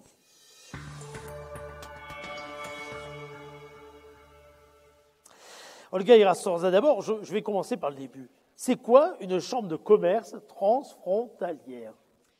Une chambre de commerce transfrontalière, c'est une chambre de commerce qui contribue chaque jour à mettre en place un espace économique et d'emploi entre trois territoires qui sont voisins et qui sont dans deux États différents. C'est-à-dire aujourd'hui, très concrètement, la CCI transfrontalière, elle intervient auprès des entreprises, en appui d'entreprises de centres technologiques de Nouvelle-Aquitaine, d'Euskadi, Pays Basque espagnol et de Navarre. Et concrètement, moi, pour prendre l'exemple que je connais le moins mal, je travaille 50% du temps à la CCI de Bayonne, Pays Basque, et 50% de mon temps au sud de la Bidasoa pour accompagner les entreprises également de Navarre et de Euskadi. Et alors très concrètement, quelques exemples de coopérations qui ont vu le jour ou qui voient le jour maintenant et qui, mine de rien, n'auraient pas pu exister sans une capacité européenne à rassembler. Alors très concrètement, il faut savoir que cette chambre de commerce transfrontalière qui s'appelle BRTAN, c'est aussi une vision à l'origine de 2 chambres de commerce, celle de Bayonne Pays Basque et celle de Guipuscoa à Saint-Sébastien, dont les présidents se sont dit il faut qu'on crée un espace, qu'on fluidifie, qu'on accompagne, qu'on appuie les entreprises et les centres technologiques en proximité. Aujourd'hui, d'ailleurs, ces 2 présidents qui ont été rejoints par celui de la Chambre de commerce de Navarre sont des amis. André Carreta et Pedro Esnaola se voient régulièrement et continuent à parler transfrontalier. Donc, le rôle d'une chambre de commerce transfrontalière, c'est évidemment, comme le disait le président de la Chambre de commerce de Nouvelle-Aquitaine, d'appuyer les entreprises, de les accompagner, les PME, PMI, au quotidien. On parle beaucoup de relocalisation.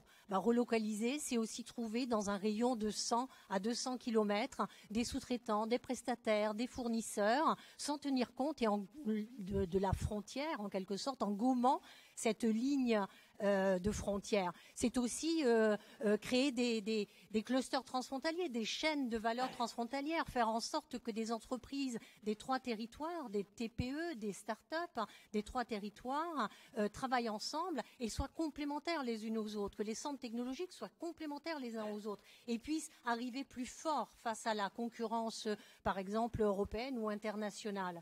C'est également la création de l'accompagnement à l'internationalisation de proximité. Les PME, PMI, comme vous le disiez, madame, aujourd'hui, les salariés ou les gérants de PME, PMI, ils ont plusieurs métiers.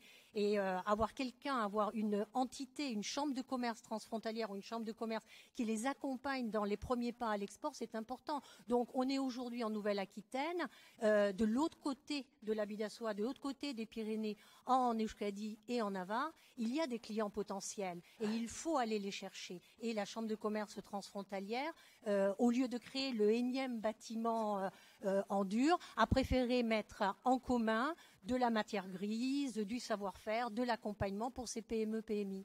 Vous m'avez vu sourire, c'est pour ça que vous avez rajouté sur le bâtiment un effet en plus, parce qu'on aurait pu se dire encore un échelon, mais est-ce que finalement vous à Bayonne, vos voisins à Saint-Sébastien, ils ne l'auraient pas fait naturellement sans cette structure ? Alors, quand est née cette chambre de commerce transfrontalière, on a évidemment au préalable fait une enquête auprès des PME, PMI. Des 2 côtés de la frontière pour savoir si cette idée, qui était une vision encore une fois, de 2 chambres de commerce, Bayonne, Pays Basque et Guipuscoa, était une fausse bonne idée ou une vraie bonne idée. Et donc les PME, PMI ont dit, c'est vrai que nous sommes en proximité, nous sommes à 50 km, 100 km, 200 km, nous nous connaissons peu ou mal, et il nous faudrait une entité. Il nous faudrait des conseillers d'entreprise qui puissent nous prendre la main pendant quelques kilomètres pour identifier le bon prestataire, pour identifier le bon client en proximité, pour identifier le centre technologique qui va bien, le centre technologique qui est complémentaire à ce que je fais. Et donc là, on est intervenu dans de nombreux secteurs économiques. On parlait de biotech tout à l'heure avec Madame la start-up que vous avez représenté. Dans 2 jours, par exemple, il y a la 6e édition des rencontres transfrontalières de biosanté. Et c'est la réunion de ces clusters, de ces entités que nous avons accompagnées pour qu'ils se connaissent, pour qu'ils identifient leur complémentarité. Parce que cet espace économique et d'emploi, il existe parce que nous voulons identifier des complémentarités entre les entreprises et des complémentarités entre les centres technologiques. Les complémentarités, Mathieu Berger, les coopérations, ce sont des mots qui résonnent évidemment les uns avec les autres, mais les coopérations transfrontalières, il y a des dispositifs particuliers sur lesquels vous pouvez insister maintenant et qu'il ne faut pas hésiter à aller solliciter, chercher, y compris lorsqu'ils ne sont pas toujours apparents, d'ailleurs. C'est d'ailleurs un peu mon dada, d'ailleurs. C'est pour ça que je vous passe subrepticement, vous voyez la parole, c'est tout à fait ça. Il faut faire une petite photographie justement pour informer. On a la chance d'être sur un territoire transfrontalier. Oui. C'est une opportunité. Et c'est vrai que l'Union européenne, elle a une politique spécifique qui s'appelle la coopération territoriale européenne avec des fonds dédiés. Et notamment, il y a une partie du FEDER qui se transforme en Interreg. Et du coup, nous, on a 3 territoires Interreg géographiquement limités sur notre bassin de vie.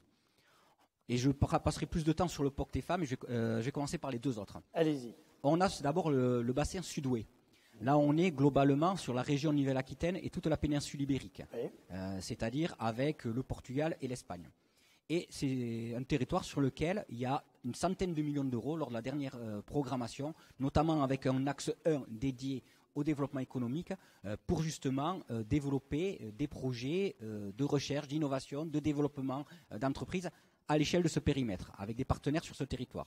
Vous avez un autre espace qui est l'espace atlantique, Oui. qui lui ouvre les perspectives. C'était 130 millions d'euros lors de la dernière programmation. Et là, ça allait de l'Irlande, en passant par toutes les régions, je dirais, côtières françaises de l'espace atlantique, et les régions du nord de l'Espagne et du Portugal, doté de 130 millions d'euros. Et là où nous, on a une pépite, c'est le POCTEFA, le Programme opérationnel de coopération transfrontalière Espagne-France-Andorre, qui est doté de 190 millions d'euros. Et il devrait être doté de 235 millions d'euros lors de la future programmation. La particularité, c'est que ne sont éligibles à ces financements que les territoires transfrontaliers. C'est-à-dire pour nous, en Nouvelle-Aquitaine, c'est que les Pyrénées-Atlantiques. Donc il y a un effet levier de concentration. Lors de la dernière maquette, sur les 189 millions d'euros, l'axe 1 qui était dédié au développement économique, c'était 50 millions d'euros. C'était 27%.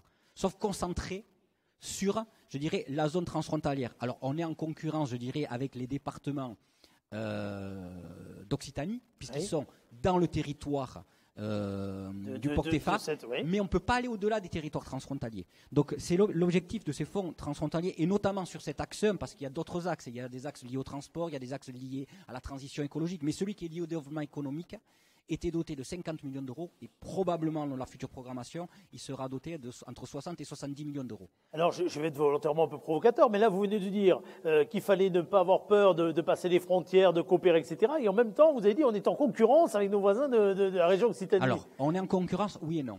Ah. C'est bien que je sais très bien que vous me posiez la question de cette manière-là, parce que quelque part, il y a plusieurs bassins de coopération transfrontalière. Soit on est en capacité, parce qu'il y a des acteurs d'un écosystème, je dirais, entreprises, centres de recherche, universités transfrontaliers, qui touchent tous les territoires, région Nouvelle-Aquitaine, Occitanie, Catalogne et Pays Basque. Et on va monter un projet transfrontalier multi-acteurs par rapport à ça. Donc là, il n'y a pas de concurrence. Par contre, par moment, il peut y avoir aussi des écosystèmes beaucoup plus locaux, ou des partenariats beaucoup plus locaux, avec un partenariat, je dirais, sur la zone est pyrénéenne, sur la zone ouest ou sur la zone centre. Et c'est à ce moment-là, puisque ces financements appellent à projet, normalement il y a 3 appels à projet dans une programmation de 6 ans, et c'est vrai qu'il y a, j'ai été président du comité de programmation, donc il y a une phase d'instruction des dossiers et de choix des dossiers. Et c'est là où il peut y avoir une forme de concurrence. Mais l'instruction, la différence, je dirais, par rapport aux appels à projets de la Commission européenne, c'est que les gens qui instruisent les dossiers, ce sont les gens du territoire. Puisque l'autorité de gestion est composée des régions françaises et des communautés autonomes espagnoles. Donc ce sont nos propres services qui vont instruire les dossiers, qui vont les noter, et qui, à la fin du fin, il y aura un comité de programmation qui va venir choisir les dossiers. Donc il y a un lien, je dirais, entre la programmation des financements et les territoires. Il y a une proximité et quelque part une région, une communauté autonome qui accompagne un acteur dans le cadre de financements régionaux a tout intérêt à continuer à les accompagner dans le cadre de ces financements européens mais locaux. C'est intéressant ce que vous dites et l'un et l'autre, parce qu'on voit bien qu'il y a la notion d'opportunité. Vous l'avez quelque part évoqué, hein, et l'un et l'autre, mais il y a cette notion également de projection dans le temps, d'essayer d'anticiper et puis de travailler dans la longueur, hein, quelque part, les façons de faire collaborer les uns les autres. Parce qu'en réalité, c'est pas que un instant T pour coller à tel ou tel programme. C'est parce qu'une fois que ces collaborations ont entamé, on peut construire derrière des vrais projets de développement. Olga. D'ailleurs, la CCI transfrontalière, l'IRTN, est née d'un POCTEFA Fonds FEDER. Il y a eu la vision, la conviction qu'il y avait quelque chose à créer, une chambre de commerce transfrontalière. Cette idée, elle partait des chambres de commerce de Bayonne, Pays Basque et de Saint-Sébastien. Mais ensuite, effectivement, l'effet levier s'est fait grâce à des fonds européens, fonds FEDER, POCTEFA, pour pouvoir donner corps à cette idée. Et l'effet de 2 ans et demi, 3 ans de durée de ces programmes, ça permet effectivement d'avancer. Dernièrement, d'ailleurs, il y a eu un autre programme qui s'appelle Competitive Eco, qui a donné le temps également, grâce aux 65% de financement européen, de faire émerger sur notre territoire, ce qui est quand même assez unique en Europe, 3 clusters transfrontaliers, c'est-à-dire le regroupement de PME, PMI et de centres technologiques spécialisés en fabrication additive, spécialisés en intelligence artificielle, spécialisés en dispositifs médicaux sur mesure. Et ensuite, une fois que ces 3 clusters ont émergé, ont pris corps, on est allé chercher du financement public, un partenariat public-privé, financement public grâce à l'Eurorégion Nouvelle-Aquitaine et Euskadi-Navarre, et ensuite les cotisations des entreprises. Mais ce laps de temps de 2 ans et demi, 3 ans a été précieux pour pouvoir faire émerger cette convergence. Ça veut dire qu'il y a un côté très laboratoire, très on teste, on avance en marchant, on est en capacité finalement à être souple dans le dispositif. Et ça, il faut bien le dire, c'est pas figé dans le marbre. C'est intéressant parce que tout à l'heure on disait que c'est quand même un côté très administratif, très structuré, etc. Mais pour autant, en sachant jongler, en sachant être souple, en sachant être imaginatif, il y a des moyens d'avancer. Il y a des moyens d'avancer. Je ne passe pas sous silence, effectivement, qu'il y a une certaine lourdeur administrative, que les chambres de commerce assument en lieu et place souvent des PME, PMI, parce que les PME ou les TPE ou les start-up ont du mal, même si Rescol est un joli exemple et les autres entreprises que vous avez fait témoigner donnent également un joli exemple. Mais c'est vrai qu'il y a une lourdeur administrative que le POCTEFA essaye, que l'Europe essaye de gommer peu à peu, mais il y a quand même une lourdeur administrative. Mais si on monte véritablement, si on élabore, si on tricote des projets qui collent au terrain, qui sont véritablement une valeur ajoutée à l'économie du terrain lui-même, à l'économie de la Nouvelle-Aquitaine, d'Euskadi, de Navarre, ce fait transfrontalier bénéficie effectivement de ces fonds FEDER, POCTEFA, et je me réjouis d'apprendre qu'ils vont être augmentés, vous avez entendu, ils vont être, et voilà, que tout à fait. l'autofinancement sera moindre, puisque je crois que le financement sera porté à 70%,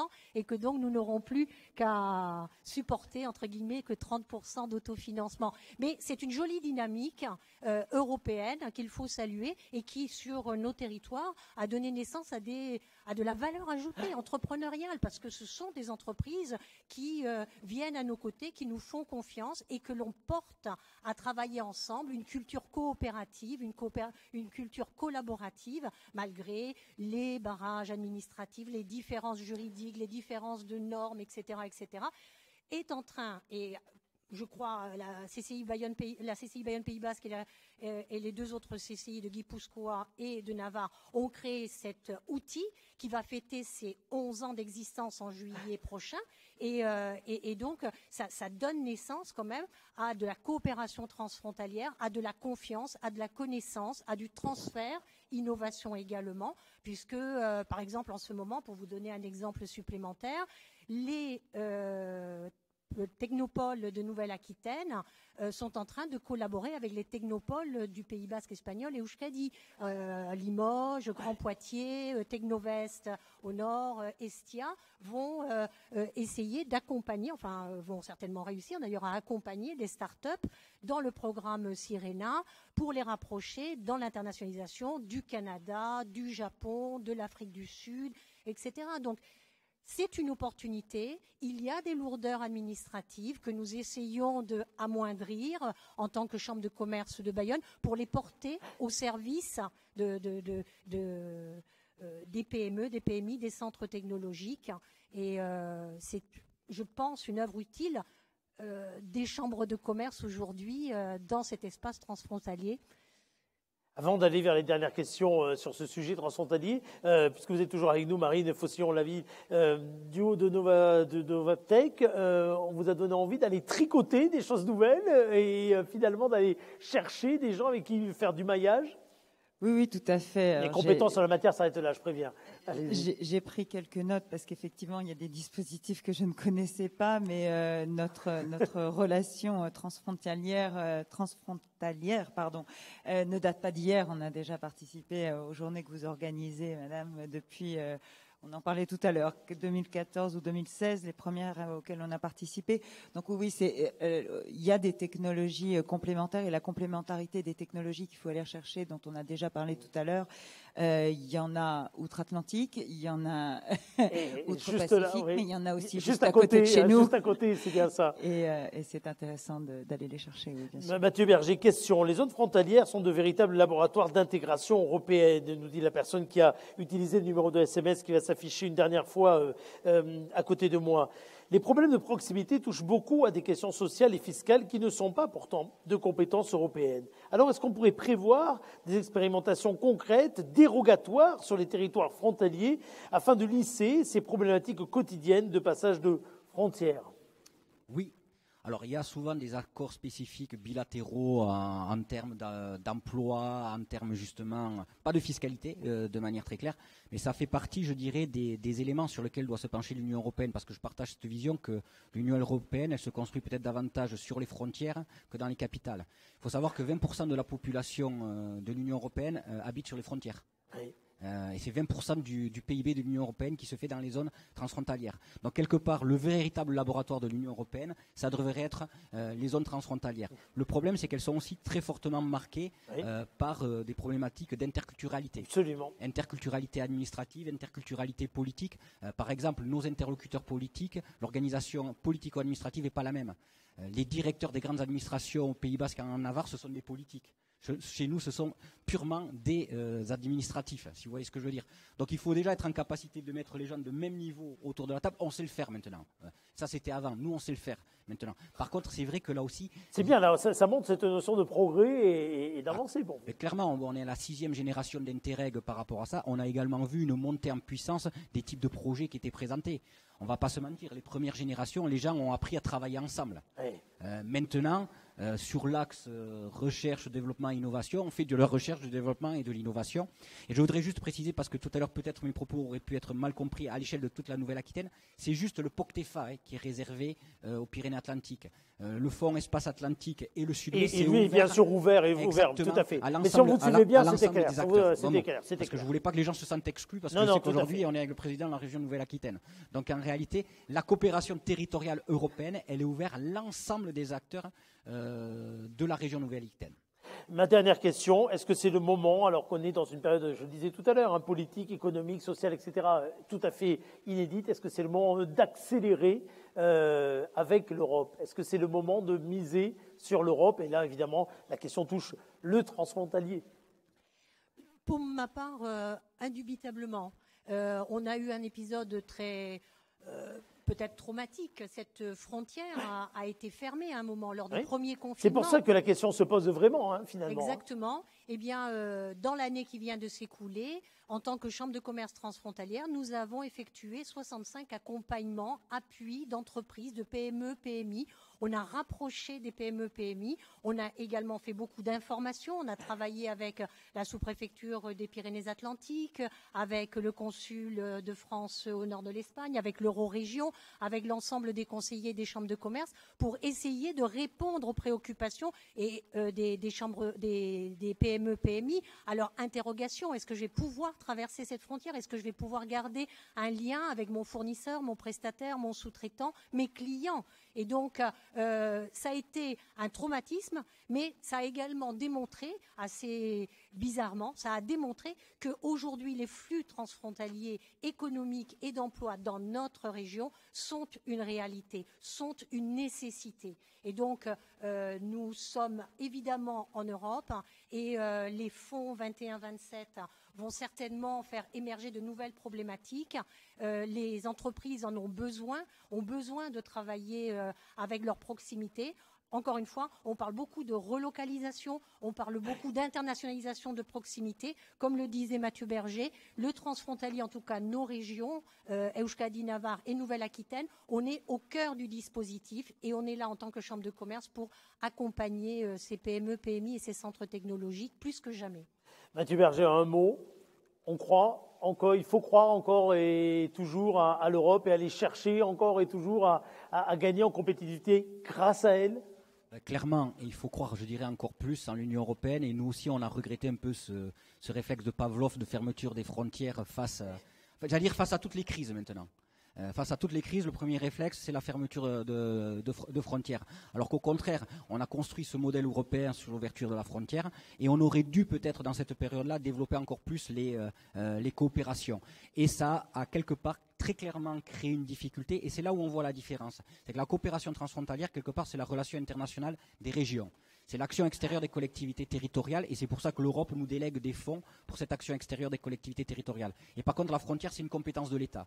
Et donc l'État a été déconnecté, j'allais dire, des enjeux de ces bassins de vie transfrontaliers qui, comme je vous le rappelais, représentent 20% de la population européenne et 20% du PIB de l'Union européenne. Merci beaucoup en tout cas d'avoir été avec nous. Je voudrais qu'on remercie, avant de vous donner la parole, Président, pour la conclusion. Est-ce que vous allez retenir de ces échanges, que l'on remercie Magali Clavé-Henry, je ne sais pas si elle est toujours avec nous, elle l'est. Merci beaucoup d'être resté. Ma dernière question, d'ailleurs, c'est la même et je vais la poser au professeur à côté. Il faut continuer à miser, selon vous, sur l'Europe. Il faut continuer à jouer Europe. Magali Clavé-Henry. Oui, je peux que confirmer. Le mot de la fin, pour moi, ce serait le fait qu'il faut oser dépasser ce qu'on pense être des difficultés. Un projet qui passe pas une première fois, il peut être retravaillé et passer à la deuxième ou au troisième dépôt. Et puis, même si aujourd'hui Rescol a une certaine réussite sur les programmes européens, on a commencé avec une toute petite équipe et on a appris en marchant, pour reprendre une expression qui a été dite tout à l'heure. Voilà. Merci beaucoup en tout cas à vous, Alain Sraboni. Quel est votre mot de la fin et quelle vision vous avez finalement de l'avenir avec l'Europe depuis la Vienne?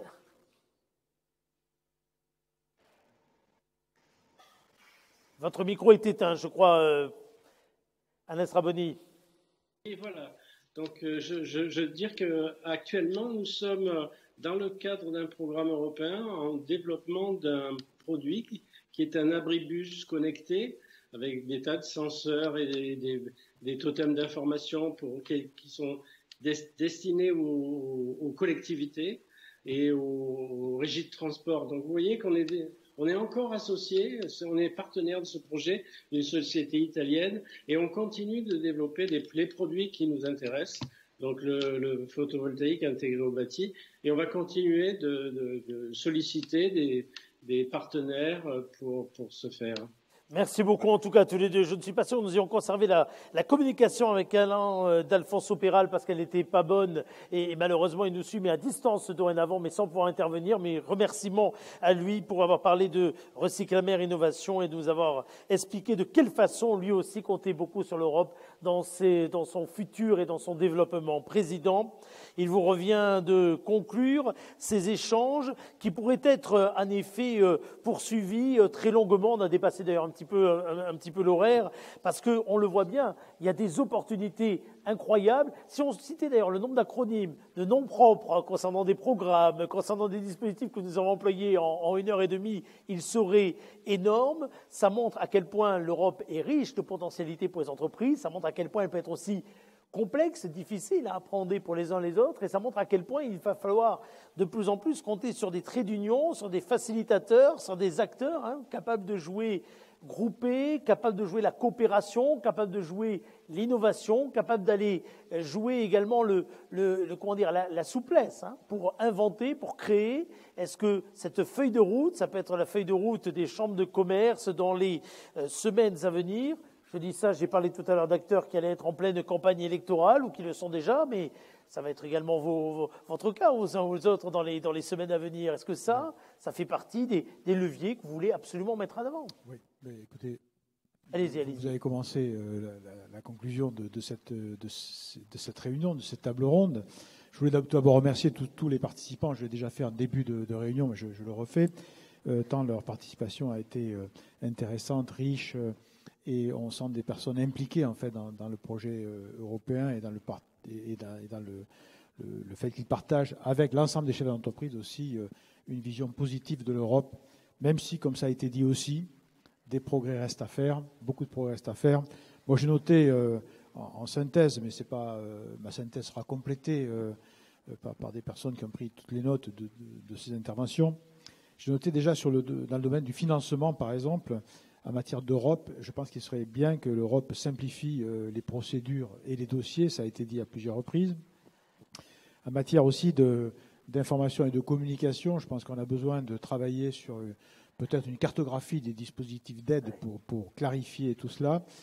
Mais c'est peut-être un travail à faire par nous, CCI, et par nous, acteurs régionaux, essayer de cartographier, essayer d'organiser un peu mieux la communication auprès des chefs d'entreprise sur l'ensemble des dispositifs. J'ai noté aussi en matière d'Europe le besoin de normalisation, de protectionnisme intelligent, mais en même temps en veillant à ce que la norme profite en priorité aux entreprises européennes.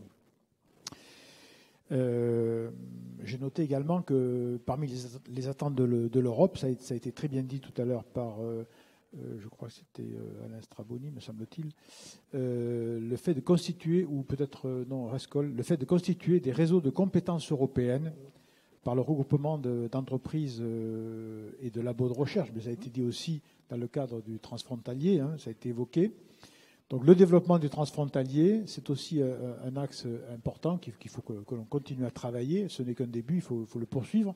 Et je dirais même, je l'extrapolerai au transfrontalier, entre guillemets, régional. On parle de travailler à la région Aquitaine, on parle de transfrontalier vers l'Espagne, mais on oublie qu'est-ce qui se passe, comment on fait pour mieux travailler avec nos régions voisines, que sont Auvergne-Rhône-Alpes, que sont Occitanie, que sont Pays de Loire, un peu plus au nord. Bon, je pense que ça fera partie ce sera un des axes de travail, en tout cas, sans doute de la CCI pour la prochaine mandature, c'est vraisemblable, qu'on mette l'effort là-dessus. Ça n'a pas été tellement fait, j'avoue, sur cette mandature. Après, en matière de progrès, d'axe d'effort également, je reviens un peu sur ce qu'on a dit tout à l'heure, c'est-à-dire ce besoin d'informer, sensibiliser, communiquer. On aura besoin sans doute, nous, au niveau des CCI, de renforcer la compétence des conseillers, de nos conseillers, sur tous ces dispositifs, parce qu'on l'a vu, c'est quand même très complexe, ça foisonne. Même si l'Europe s'inscrit dans le temps long, aujourd'hui on voit un budget européen sur 7 ans, c'est très long, mais néanmoins, comme à chaque fois on ajoute des dispositifs et que les anciens perdurent, eh bien on se retrouve devant une multitude de dispositifs et il faut que nos conseillers des chambres soient bien en possession de tous ces dispositifs pour porter la connaissance, la connaissance de leur existence à tous les chefs d'entreprise. J'ai noté l'importance de l'accompagnement, ça a été dit par un des intervenants, qui n'est pas que financier, mais c'est aussi l'accompagnement humain. En termes de moyens, Olga le disait tout à l'heure, on accompagne, on soutient, on appuie les chefs d'entreprise en prenant la plume pour rédiger les dossiers, mais c'est aussi de l'accompagnement humain tout simplement, soutenir un chef d'entreprise, l'encourager, etc. Point important qui revient, qui semblait surprendre, mais qui est une réalité, c'est la formation à l'anglais. L'anglais, la langue anglaise reste toujours une barrière en fait, et il ne faut pas se voiler la face, il faut le dire, il ne faut pas avoir honte de cela. Nous les Français, ça a été dit tout à l'heure très, très, très bien, les Hollandais sont meilleurs que nous, les Anglais sont meilleurs que nous, les Allemands sont meilleurs que nous, mais oui, ils maîtrisent l'anglais. Et nous, je suis désolé, mais on a du mal. Ma génération, la génération juste en dessous a encore du mal. Bon, les jeunes maintenant, ceux qui ont 30 ans, là ça va. Ceux-là, ils parlent bien l'anglais, ils se débrouillent. Voilà. Mais tous les créateurs d'entreprises, on le voit, ne sont pas, même de start-up, n'ont pas 30 ans, ou moins de 30 ans. Certains ont beaucoup plus encore. Donc, il ne faut pas relâcher l'effort là-dessus. Et aussi informer les chefs d'entreprise sur le fait que, tous les chefs d'entreprise, que l'Europe n'est pas là que pour des entreprises, que des start-up technologiques. Elle est là pour toutes les entreprises. Voilà. Voilà. Vous avez raison d'insister sur ce point, parce qu'encore une fois, le prisme déformant de ces formidables entreprises qu'on a eues aujourd'hui ou ce matin, finalement, n'est pas limitatif. Il y a derrière de formidables potentiels. On a cité tout à l'heure des entreprises, d'ailleurs, artisanales ou autres, et beaucoup de ces entreprises qu'on a citées tout à l'heure, dans les domaines spécifiques, performent de façon incroyable à l'étranger ou même sur leur propre territoire et méritent également ce coup de projecteur. Et un dernier point, peut-être, rappelons-nous l'objectif de cette journée ou cette semaine de l'Europe pour les CCI. C'est avant tout de constituer... de rassembler les attentes des chefs d'entreprise de façon à proposer à la présidence française de l'Union européenne tout un programme en fait de demandes, d'attentes, de conseils au service de l'Europe et dans le cadre de cette présidence française. Et j'en profiterai pour évoquer la conférence pour l'avenir de l'Europe qui se tiendra le 9 mai en fait et qui est une consultation ouverte à toute la population, mais aussi une consultation ouverte à tous les chefs d'entreprise. Donc il faut que les chefs d'entreprise contribuent dans le cadre de cette conférence, en fait, pour l'avenir de l'Europe, qui s'ouvre à partir du 9 mai, pour apporter leurs idées, faire part de leurs demandes. C'est important aussi que les chefs d'entreprise y participent. Voilà. Merci beaucoup, Monsieur le Président. Merci Jean-François Clédel pour ces mots de conclusion. Alors d'ailleurs, si vous suivez en replay cette conférence, ce qui va être la majorité d'ailleurs des personnes qui seront derrière leur ordinateur, n'hésitez pas à utiliser non plus le SMS, c'est trop tard, mais utilisez par contre un hashtag, le hashtag semaine UE 2021, hashtag semaine UE 2021 pour continuer à faire remonter vos idées, votre volonté, vos convictions, vos ambitions pour cette Europe dont nous avons parlé au service, encore une fois, des entrepreneurs et de l'entrepreneuriat en général. Merci à vous toutes et à vous tous. À très bientôt.